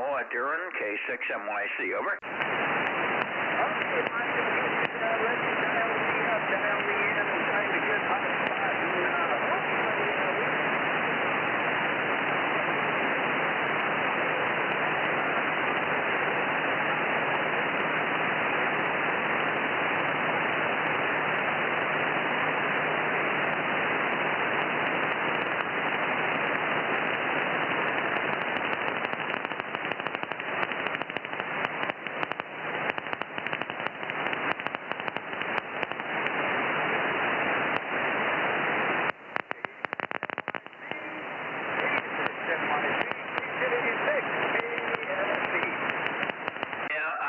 I'm starting to get a little rain here. I've got a little rain static, so I'm having trouble. Let me step outside. Stand by, Darren. I'm going to look and see if I've got rain outside. Hang on. do it, Bill.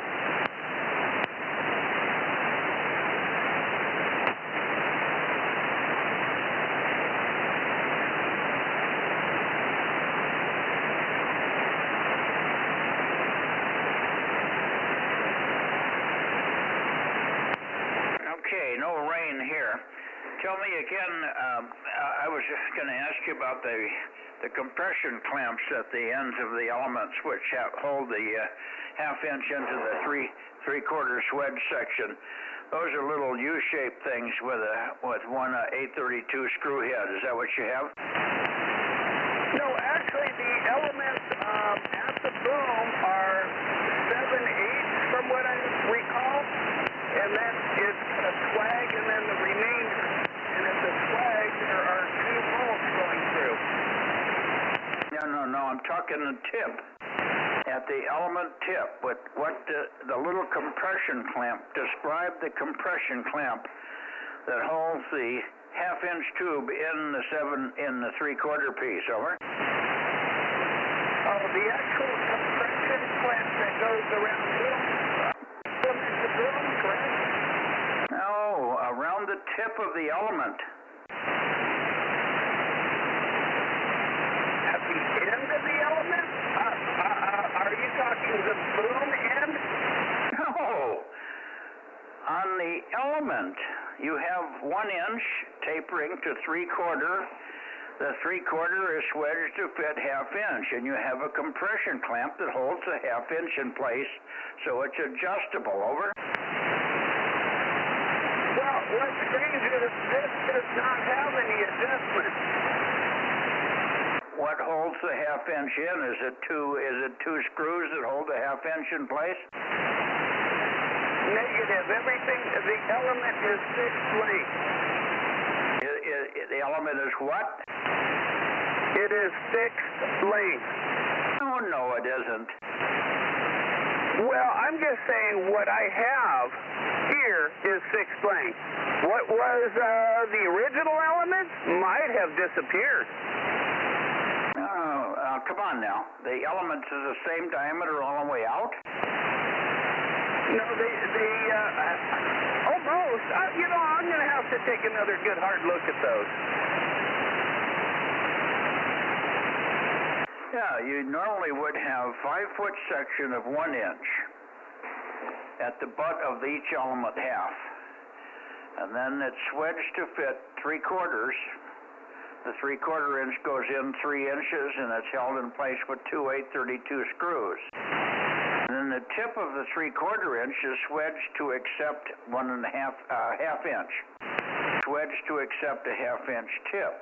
And usually those are adjustable and held in place with a compression clamp. Over. USL, I know what you're referring to, but that is not the case with the elements that I do have here for it. These seem to go out. Yes, there is a swag. I want to say that the element diameter is the same all the way out. And it has 2 screws at the swag in order to add on the additional piece. But there are no clamps, per se, for adjustment. Okay, well then the tip, what you need to tell me tomorrow on 40 meters perhaps is what the tip element diameter is. Maybe you don't see that because it's disassembled and it may be all a jumbled mess there, but the element tip should be half-inch. I will verify. Okay. And they may be held in place with 2 screws, but normally we make them so they're adjustable. Gotcha. I think these were bolts. There's 2 bolts that go through it, or, well, screws with locking nuts on the backside.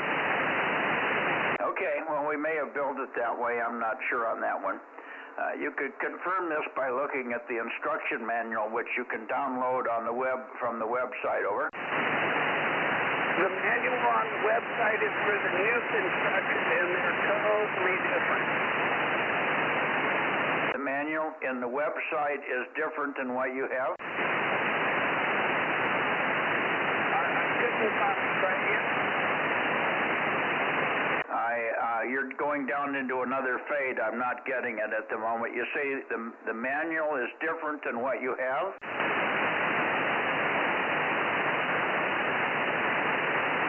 I'm sorry, Mike. The man took a fade on this. 886 KFC. Do you want to try 220? You set 220 up? No, you're coming back up again. You're coming back up.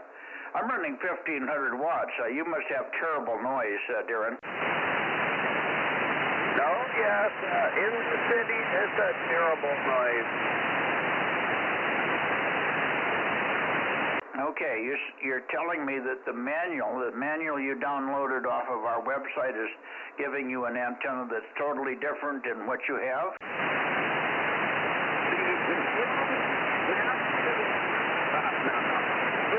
Element, but of course, it's completely different configuration. And the metal for the elements are a different sizing. Okay, I'm getting bits and pieces here. You're fading again. Listen, can you meet us like 10 o'clock? Can you meet us at 10 o'clock tomorrow on 40, over?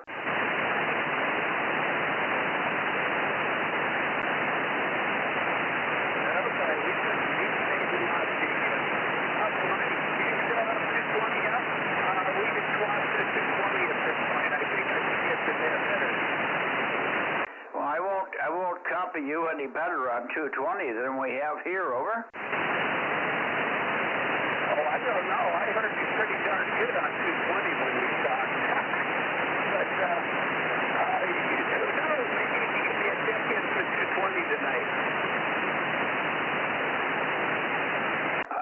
what you said about 220 tonight, over? You want to try 220 and see if I can get you 222? Yeah, I can go there now. I can do that. Let me just point at you. Stand by. US Al, and I'll swap over there and see if you can pick me up there. I didn't have any problem copying you on 220 as I recall, and with my whopping 6 watts you were able to copy no problem. I don't think I heard you on 220. Oh yeah, we've made contact. Oh, did we? Okay. Well, you're up real strong right now on 6, so tell me again about the manual. You see your elements don't match what's in the manual? What's in the manual has like 6 different sizes on the elements. No. As I recall, only have 2 or 3 different sizes on there. No. There's only 3 sizes.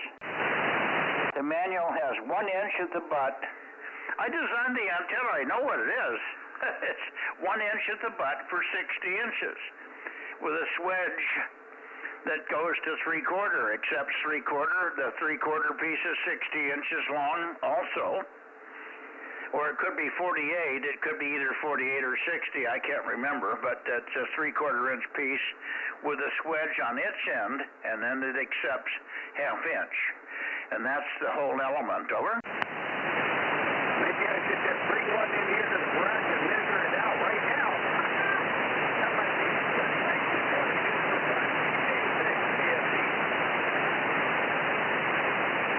Okay, let's try 220. I'm pointed your way now. Give me some chatter on 220. I'll try to peek you. Go ahead, Darren, on 222. Over.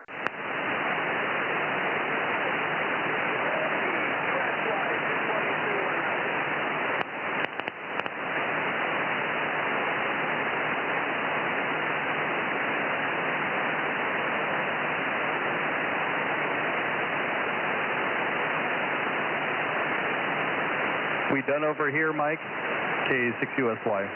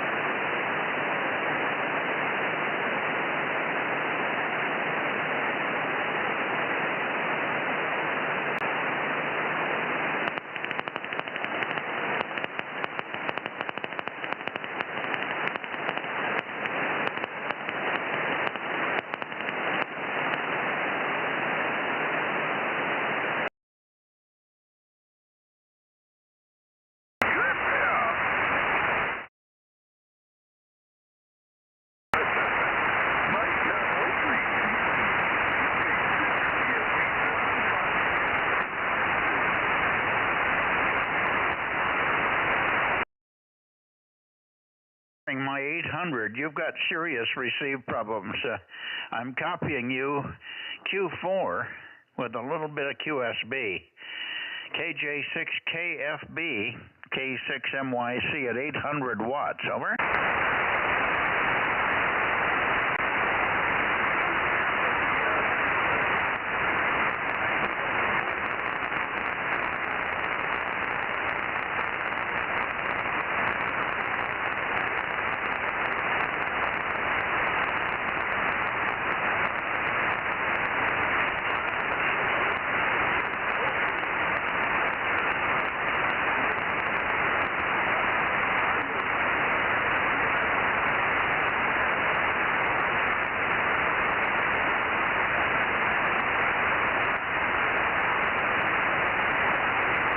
KJ6KFB, KJ6KFB, KJ6KFB, K6MYC calling and standing by. Over. KO6KD, can you hear me, Mike? Okay, yeah, Darren's not hearing very well tonight. He says he's not copying me here. Over. Yeah, okay. Well, he did not work. I tuned in on 6 meters late. I was there. I got another really bad phone call from Mom. Unfortunately, I was there, but so if you could just check me in on 6 meters, I was there, but I had to go answer the phone. So are you guys not hearing each other on 6? Yeah, Roger. Well, he's fading in and out, and I can't seem to get enough information to pin it down. He says the elements are not at all like it's in the manual, so I'm lost. Everything else dimensionally is our antenna, but he says the elements are totally different. Really? Okay, well, well, I don't know then. I don't know what to think if everything's the same, but did he ever go out and re-measure the boom? No, it's what we thought it was. It's 2.5. He says it's 2.5 the whole way. I thought it was 2.5 swedged to 2-inch tips, but it could be 2.5 the whole way, and that's what he says his is. Oh, okay. All right, well, that's what he told me. I haven't seen it, so I don't know. What did he tell you? What's that? What did he tell you? I'm sorry, I keep doubling with you. Say again? I said, what did he tell you? You said that's what he told you. What did he told you? That the boom was 3 inches. No. He told me tonight he'd remeasured it. He made a mistake. It was 2.5. Okay, all right, good. Well, then, but the elements are not the right size. Hell, I don't know. I don't know. I don't think he's understanding what he's looking at. He says there's 6 pieces in each element half, and that's not right. So he's got it all tangled up, but we'll just have to wait until he can sort it out. I think it's just like the manual. I don't know why it would be different than the manual, and there's no reason for a customer, whoever owned it before, to make a change to the elements. That would not make any sense, not the way he's describing it anyway. Over. Right. So, yeah, well, something's not adding up, and you'll have to figure it out, which is why I was hoping we could get around some of this if I could get him to get up in the morning, and you guys could chat. Either he'd give you a call on the telephone, or we could get him up in the morning and you could talk to him on 40. Well, I couldn't get him. He couldn't copy my 800 watts on 6 meters. I was trying to say, look, can you get on at 10 o'clock or 10:30 in the morning? And I don't think he ever heard that. Over. Okay, hold on. I'm going to try to get a hold of him on 2 meters. Can you just stand by here? I'm going to try giving him a call on 2 meter simplex. Roger.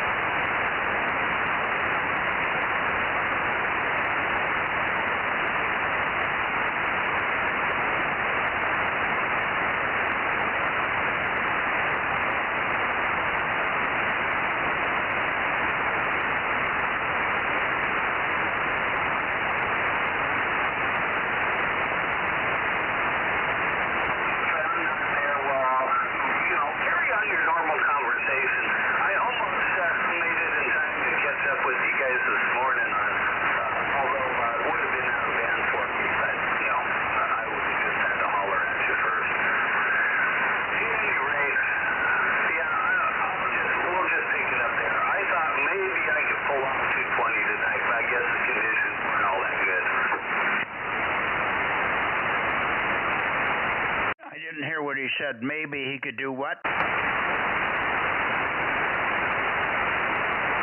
Okay, I was trying to simulcast him back out over here on 220. He will try to be there between 10 and 10:30 in the morning, and so then what I'm going to do is I'm going to try to give him a call, wake him up, and do all that. So if you can just maybe we'll just I don't know, just hang out and see what we're doing. And if the guy just go to bed at night, but then again that's my problem too.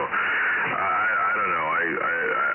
If that's okay with you, that's fine. Or I'll just have him give you a call. Maybe what you should do is when he finally does get up, he just simply gives you a phone call. Yeah, that's the easiest.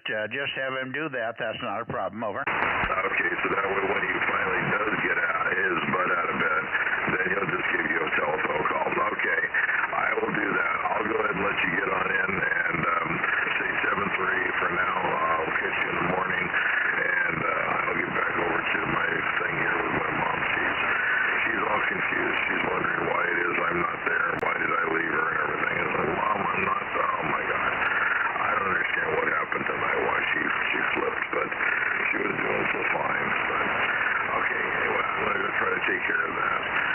And so I'll say 7:3. Good evening to you. We'll see you in the morning. And I'm going to go over here and tell Darren to just give you a call. He's got your number, so have him give you a telephone call. And when he gets up and get moving around tomorrow, it'll probably be afternoon. I'll be here. Just have him call on the cell. Very good. I'll have him do that. Okay, Mike. Thank you for your patience. Thank you for your patience and your tolerance. And I appreciate it. I know he does too. 7:3 for now. Good night. We'll catch you in a few hours in the morning. KO6KD. Okay. Very good. I'm sorry about Mom again. Going through that. But that's not going to get better. It's like it just gradually, the whole dementia thing just keeps getting worse and worse and more often. And it may be somewhat related to her medicine, but it's a combination of the medicine does one thing and it screws up something else. Anyway, good luck. Try to get some sleep tonight, Bill. 73, so see you in the morning. KO6KD, K6MYC. Yeah, thank you, Mike. I don't know.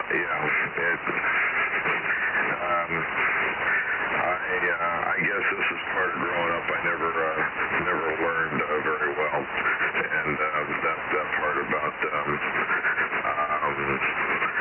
I guess I'm not dealing with it myself here very well. So anyway, okay. That's it. I'm gonna QRT for now. We'll hopefully see you in the morning. Everything will be okay. Good night. Again, thank you for everything.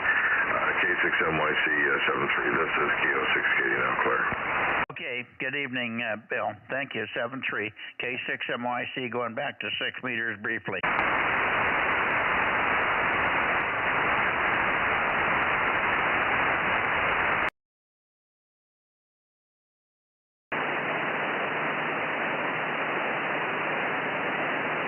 K6USY, KM6SRR. K6MYC. There you are, Mike. I think I might have doubled a little bit with you. KM6SR. No, I just called you when you called Erin. Okay, I just wondered if you were coming back and going to finish on that or what. Over. Yeah, we're finished. I went over to 220 with Bill, KO6KD. We were trying to get some information through from Darren up there in Sacramento. He picked up a 5-element, looks like a 17M5, a big antenna, 36-foot boom, 5 elements. But he's trying to determine what it was, and it sounds to me like it's one of ours, but every now and then he gives me conflicting information, and it turns out he's not got the right dimensions, and he didn't measure it right or something. So I think it's going to turn out to be a standard stock 17M5 when he's all done, but every time we go to something about elements, he doesn't know which part of the element I'm talking about, and he doesn't understand the boom diameter, and he finally got that measured right, and it was what I thought it was in the first place. Anyway, we've been going round and round on that. Anyway, I'm back, and yes, we can finish in that. I don't think we've had any other check-ins. I did get John up there, KR6MR, KJ6KFB, and also Bill was in earlier and wanted me to check him in, but he couldn't stick around. He had a phone call from his mother, KO6KD776. Okay, thank you. Yeah, I didn't have Bill in there, but I did hear KR6MR earlier, over.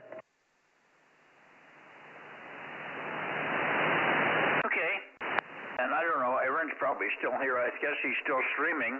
I'm seeing it up on the screen there. And it's, well, on my screen, it's almost real time. Yep, I'm still here, Mike. Okay, how come it's real time on my screen? Because it hasn't gone through the internet, is that it? Yeah, you're, what you see on the computer is going to be, you know, probably like, you know, a fraction of a second delayed from what it is on the radio. Hear that stuff? Oh yeah, and I see it on your screen. I don't know what that is. See, it's not raining. It's bright and moony out there. It's bright moon straight overhead. No clouds, no rain, no nothing. So I don't know what the hell that is. Yeah, and I don't hear it down here. I did have a question for you. So, yeah, during the net, I do like to have the waterfall a little bit tighter, just for on the stream. But how wide do you want me to put it back to? 200 kilohertz? Yeah, 200. That way I can set it on 125 and still see the FT8 at 312. Over.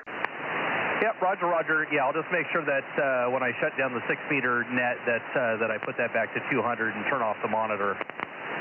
Yeah, well, I can always reset it. That's one thing I can do. It's under a label called span, and I can usually find it pretty easy here. Okay, yeah, it's like 2 clicks for me to switch it back. So, but that's good. If I forget, you can do it. Yeah, Roger. Why do you like it this wide like this? When you transmit, yeah, it's kind of it's actually kind of annoying how wide the audio is when you transmit compared to the receive. Yeah, I'm not sure what the difference is. I'm not sure. We're going through the same filters there.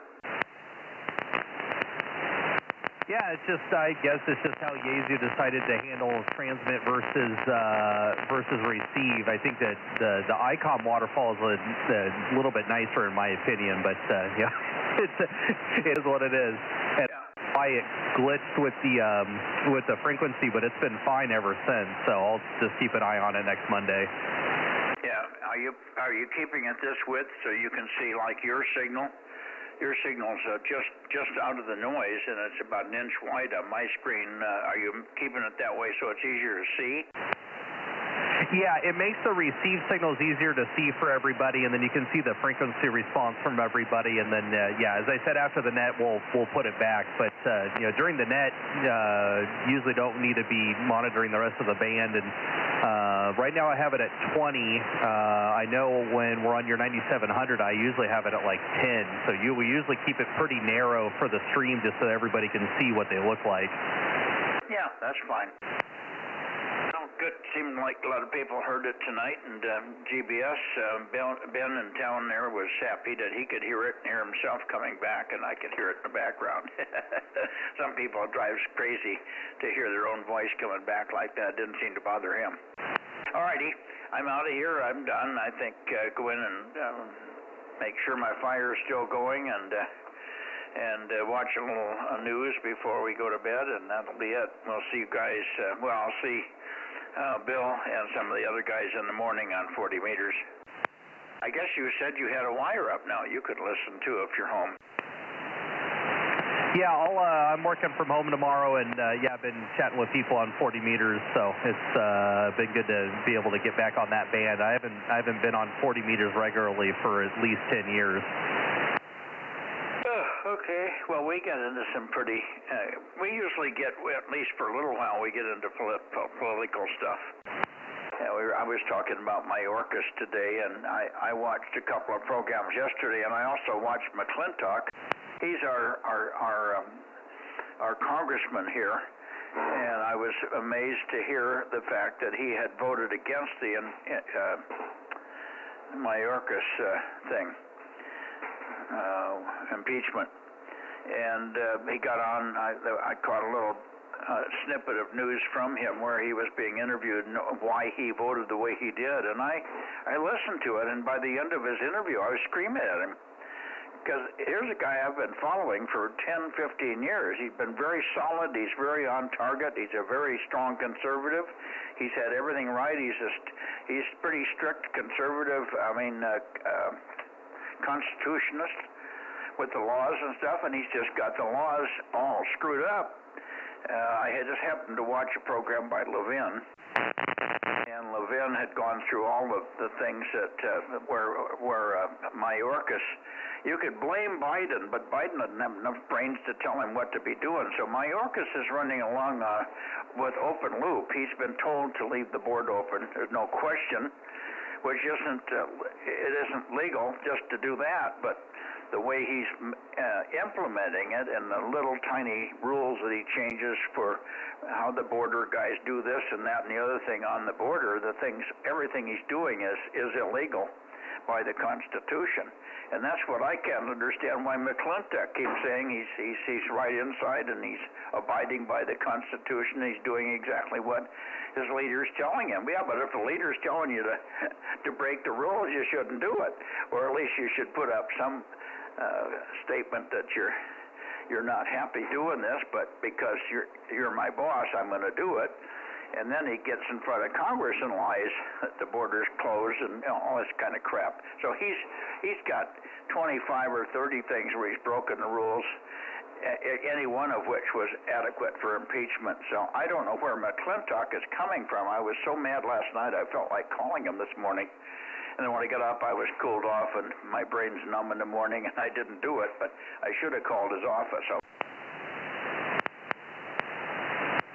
Yeah, you probably should have. That's give them a piece of your mind. But yeah, I feel bad for the people that work for the Border Patrol because, of course, they're just doing what they're being told to do. But I kind of wish that they'd just up and quit because they're being told not to follow the law. Yeah. They're bound by their own personal honesty to work. They have a job and they want to do their job, and they're trying to follow as best they can and do the best they can. And you feel, like you say, you feel sorry for them because they're caught between a rock and a hard place. And it would be only worse if they didn't do what they're doing. At the very least, they're doing better than if they weren't there at all. So I think from that standpoint, they're justifying their existence and their operation and their format. But yeah, you would wish that somebody would pull the cork on this thing. It's just totally out of hand. Jesus, the 20,000 Chinese came into California last month. How about that? Yeah, pretty soon we're going to be outnumbered. We're outnumbered now. Yeah, those Chinese that came in are all of military young adult age, over. Well, there were some women in there, but you got to have a few women for the men.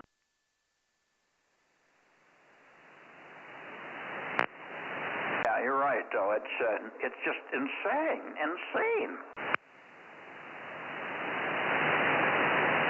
Well, we can try to solve the world's problem. No, we can't. Well, we can talk about it and at least make sure that everybody understands what's going on in our little loop and in our group, and then if they have a chance to talk to anybody else, like I should, maybe I'll get up tomorrow morning if I get time in between all the things I got to do, and I'll give a call to McClintock's office. I'm sure I can get it, and I'll probably just have to leave a message, but I'll leave a message that he should, if nothing else, watch the Levin program, where Levin for 20 minutes outlined everything step by step, and he read the words out of the Constitution, and they read what Mayorkas was doing and what he was implementing, and you could clearly tell it was not legal. And Levin is a constitutional lawyer of a top echelon. There's hardly anybody better than he is. So he nailed it, but I don't understand where McClintock was coming from. Even if it was a push and a shove for McClintock, he should have gone along with the rest of the team and let the thing go through. It did go through, but he's hanging out because he's hanging out. And he doesn't have to make a point about that. He could make a point about something else, but he might have a minor disagreement with the fact that they shouldn't be impeaching because he's inside the law, and it's really they should be impeaching Biden instead, and whatever. But the point is, it's just he's got to bend to the group occasionally, and you can't fight it. We don't have that kind of margin and quantity of good Republicans, and he's a solid Republican in every other way. Like I say, I've followed him for years. I have a high respect for him, except for this boo-boo. Anyway, I watched that last night, and then the other one was on Levin's program. He had 20 minutes on a guy talking about what was going on in Israel right now, Freeman, and he's been in Israel. He lived there, and he's been the ambassador to Israel and so on. So he's firsthand knowledge of it, and he went through the fallacies that we're hearing of all the people that they're killing, all the Palestinians that they're killing, and it turns out that if you look at other wars and other situations like this, the Israelis have maintained the best kill ratio of bad guys, soldiers to the general public of almost any war that's going on anywhere. So they're doing as good a job as they possibly can with, and still try to take out Hamas. So that's a fallacy also that we're being lied to about. I keep hearing, oh yeah, we've killed 3 billion children in Israel, 3 million Palestine kids. Bull crap. That's crap. I don't know where these people come up with these numbers. Anyway, get off my soapbox here. Sorry about that. KM6SRR, K6USY, K6MYC. Go ahead, Rob. And the thing is, Hamas uses the general public as shields. So how in the heck are you going to do your job when they do that? Over. Well, that's the other point. So on top of everything else, even with that being said, the Israelis still are maintaining a better ratio than most any other wars with respect to general public killings compared to the military killings. So they've got to take Hamas out. I can't understand these people. What is the matter with you? They want to actually, there's people now that are trying to take the land away from Israel, so it's not their land. They shouldn't be there in the first place. I mean, what in the hell are these people thinking? Yeah, and I don't have much sympathy for the Palestinians because they're the ones that elected Hamas as their government to represent them. So I don't know. It frustrates me. KM6SRR. Yeah, well, it's like simple statement is you can't fix stupid. They had PLO before the Hamas come in there, and PLO was just as bad or worse. Yep, I think Israel has no choice. For their own self-preservation, Hamas has to be wiped out. Hamas has said openly and in their writings and stuff that they're not going to stop till they eliminate every Israeli. So Israel's got to do what they got to do. What would our country do if they came over and killed a bunch of our women and children and stuff and mutilated them like they did? So on October 7th, I don't know. It's disgusting. KM6SR. Yeah, well, you're on the same page with me, and I'm sure Aaron's sort of in the same window there. Aaron, let's let it go for tonight so we can calm down and get a good night to rest. Thanks for the help tonight. The first premiere of the streaming went very well as far as I can see. K6USY, thank you again for your efforts. K6MYC. Yeah, very good, Mike. Yeah, I think we had a good turnout tonight, and a lot of people stuck around, and a lot of people got to hear themselves, and so I'm glad that we finally got all the bands up and running, and yeah, it worked out pretty good, and we'll catch you guys later at KM6SRR, K6MYC, K6USY down here in DMO6. Yeah, did you hear the signal from WB6GGY up there in Twainhart? He sounded like he was multipathing and Aurora and all kinds of other stuff. Did you catch that comment when I said, Jesus, you sound really weird tonight, Phil? Yeah, that was bizarre. My wife and I were cleaning our fish tank, and so I was listening to the stream in the other room, and I was like, what in the heck is going on with this audio? And the other comment I had is somebody mentioned that everything's on the right-hand side, and I threw up my hands and I was yelling at my iPad. It's upper sideband, guys. That's why it's on the right-hand side. Yeah, I meant to say that. I meant to say it was upper sideband. I didn't get that much out of it, but I knew what was going on. I knew it was upper sideband. Yeah, come on. Well, they don't see it in that detail normally on their screen, so that's why it was different for them. But I don't know whether we got that message through or not. Anyway, thanks again. GGY signal. That was some classic 6-meter something.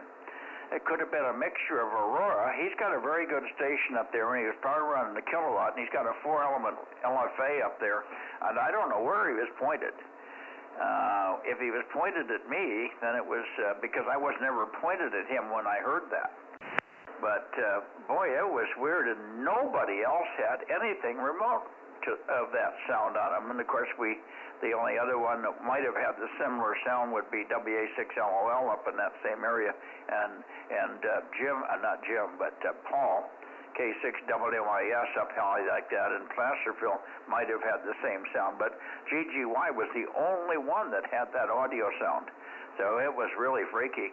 But that reminds me of the old days with Aurora, trying to work people, bouncing off of, you point into the Aurora up toward 45 degrees or so above Colorado, and you can work all over the place sometimes. It's FAI, too. It could have been field-aligned irregularities, and that might have been it. That's the other one, the other phenomena that we see a lot on 6. We used to see that all the time, and it sounds like that weird flutter, hollow sound or whatever. All right, enough of that. Good night. Anyway, I was just hoping you had heard that and made a note of it, because that was a weird one. KM6SRR, K6USY, K6MYC, Delta Mike 07, clear and closing the net. Good night, Mike 73, K6USY. Good night. Hey, Mike, was Dave LOL in there or K6WIS in there tonight? Over. Well, WIS was on 222, but he didn't show up on 6, which was kind of weird. But he did, but LOL wasn't there, but I could tell why, because the moon was straight overhead. He's probably doing moonbound. Yeah, I gave him a text last night asking where he was, and he came back this morning and said, yeah, he was really getting into the moonbound. Over. Well, it's at a real convenient time right now. And he was probably on early, because where the moon is now, and even at net time when we started the net, it was too high for it to be much into Europe. He might have had a little African in there, but the Europeans had lost the moon by that time. So he was just working whoever he could work, but the conditions are good through this period. When the moon is high like that, the sky noise is pretty quiet, and he was probably having a lot of fun, so a lot of activity during those periods. So I think that's what he's doing. He's just, you get hooked on that. That moon is just like it's got a magnet to you. I used to have that. The thing's pulling on my chest, pulling me right back into the shack and get on and point up toward the moon. Over. Yeah, I can tell it's got a hold of him because he's sacrificing his sleep and all that too to do it. So, yeah, I guess there's a challenge there, and some people just really got to go after it. Anyway, I got about 27 tonight. Is that what you got? Over. Yeah. 20, 24, 25. 25 is what I got, but that I might have started one line high. I don't know where my numbers start on my chart here. Okay, well, I'm in the ballpark, and I've been following along, so I've got them all sorted out. Last night I had one guy in there twice, so that's why I was off by a count. But tonight I sorted it, and it all looked good there. Over. Okay, well, if I'm missing one, you got them, so it's more. Yours is more important than mine. It's more documented. Okay, 7-3. See ya. You're gonna work tomorrow, I guess, huh? Roger. Yep, I got to work tomorrow and the next 2 days after that. And Thursday we've got an Aries Races meeting, so I'll miss the 432 Bozo Net. Over. Okay, listen, I'm going to be in town on Wednesday, and I'm going to be at the plant. I have a meeting with one of our vendors that does our stamping for the 1296 elements, and we're going to be changing some of our antennas over to the stamped elements, and I got to meet with him and I'll see if we can change some things. I want to make it easier for him to make the part. I want to just chat with him and just kind of kick around what his limitations are, what he can do easily that doesn't cost him any effort, and then we'll make some changes. But anyway, the point is that meeting will probably only last at the most an hour, so by 11 I should be freed up. But I'll have Jeff come and get me perhaps and take me home. But the point is we could meet you somewhere for lunch around noon if you wanted. Okay, that sounds good. Yeah, Wednesdays I usually go over to the beer rock shop, but I don't remember if you like that place or not. There, over. Well, I'm not against eating beer rocks, but the other option would be just get Chili's, which is right down in the corner of Shaw and Valentine there. Yeah, that works good too. Yeah, Beer Rocks has other stuff also. I usually get a tuna melt, but they've got regular hamburgers and fries and all kinds of junk. But yeah, Chili's is right down the corner there. That'd be fine too. Over. Yeah, where's the Beer Rocks place? It's over towards as if you were going home. It's over on West and Bullard. Over. Oh, okay. Well, I don't mind doing that. We'll play it by ear. I'll give you a call when we get settled somewhere just before noon. Is it a busy place, or could we get there at noon and not get buried? Sometimes it gets pretty busy, but they usually work you through pretty quick. So, but you know, Chili's is okay. I'm up to whatever you feel like. Over. Okay. Well, we'll play it by ear. I don't know. I don't think Kerry could make it. I was going to ask him tonight about it, but I didn't. But maybe he could join us as well. I may give him a call in the morning. That sounds good. All righty. Well, for now, we'll see you. I'll go in and drink a little water and have a snacky poo and watch the news and get the fire going again, and we'll go from there. See you tomorrow, one way or the other, or both ways. KM6SRR, K6MYC. Good night. Okay, Mike. K6MYC, KM6SRR, 73s. Good night. Good night.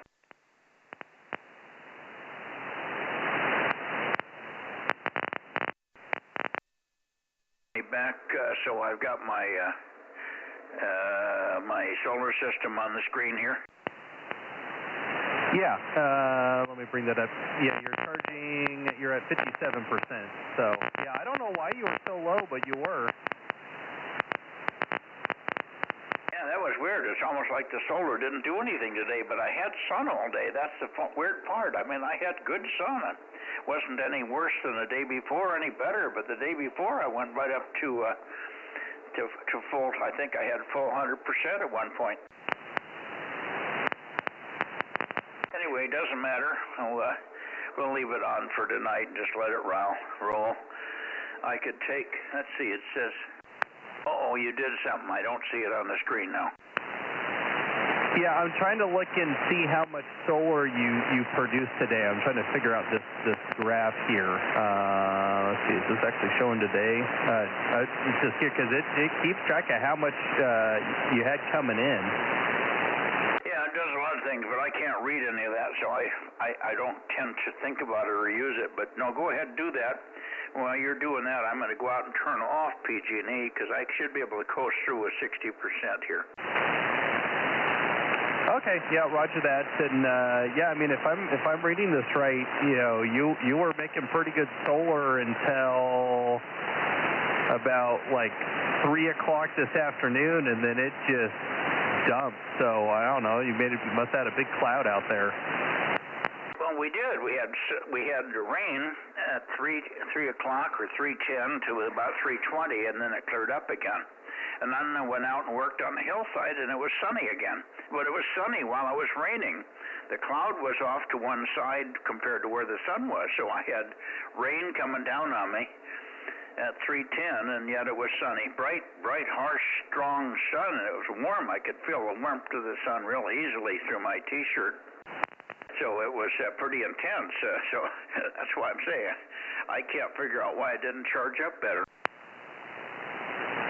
Yeah, it looks like this. You know, if it started raining around 3 o'clock and your panels got wet, they definitely were not producing good power after 3 o'clock. I'll have to watch them in the morning to make sure they come up right, because maybe something went wrong at that point.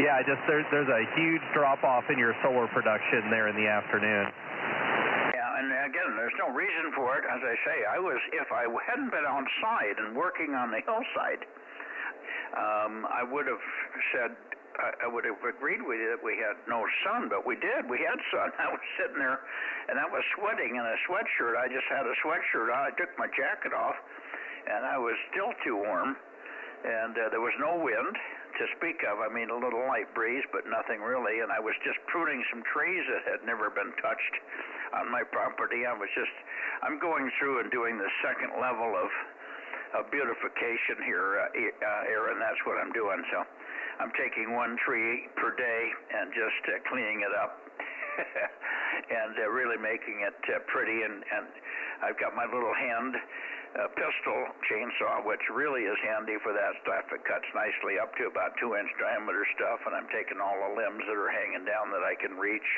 from the back of the pickup bed and cleaning everything off. So I'm raising the foliage level to about 10 feet under every tree now, and I'm cleaning off all the little suckers up and down the trunk and stuff like that. So that's what I was doing, but I was sitting there in the sunlight.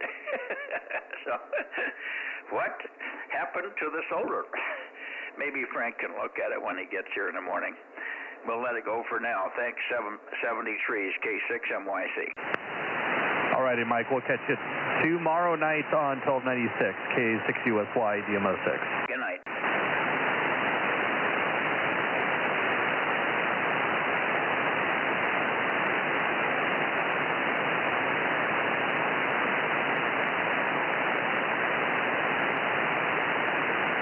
KJ6KFD. How about that? All of a sudden you're readable. So are you. Yeah, you're up where you should be.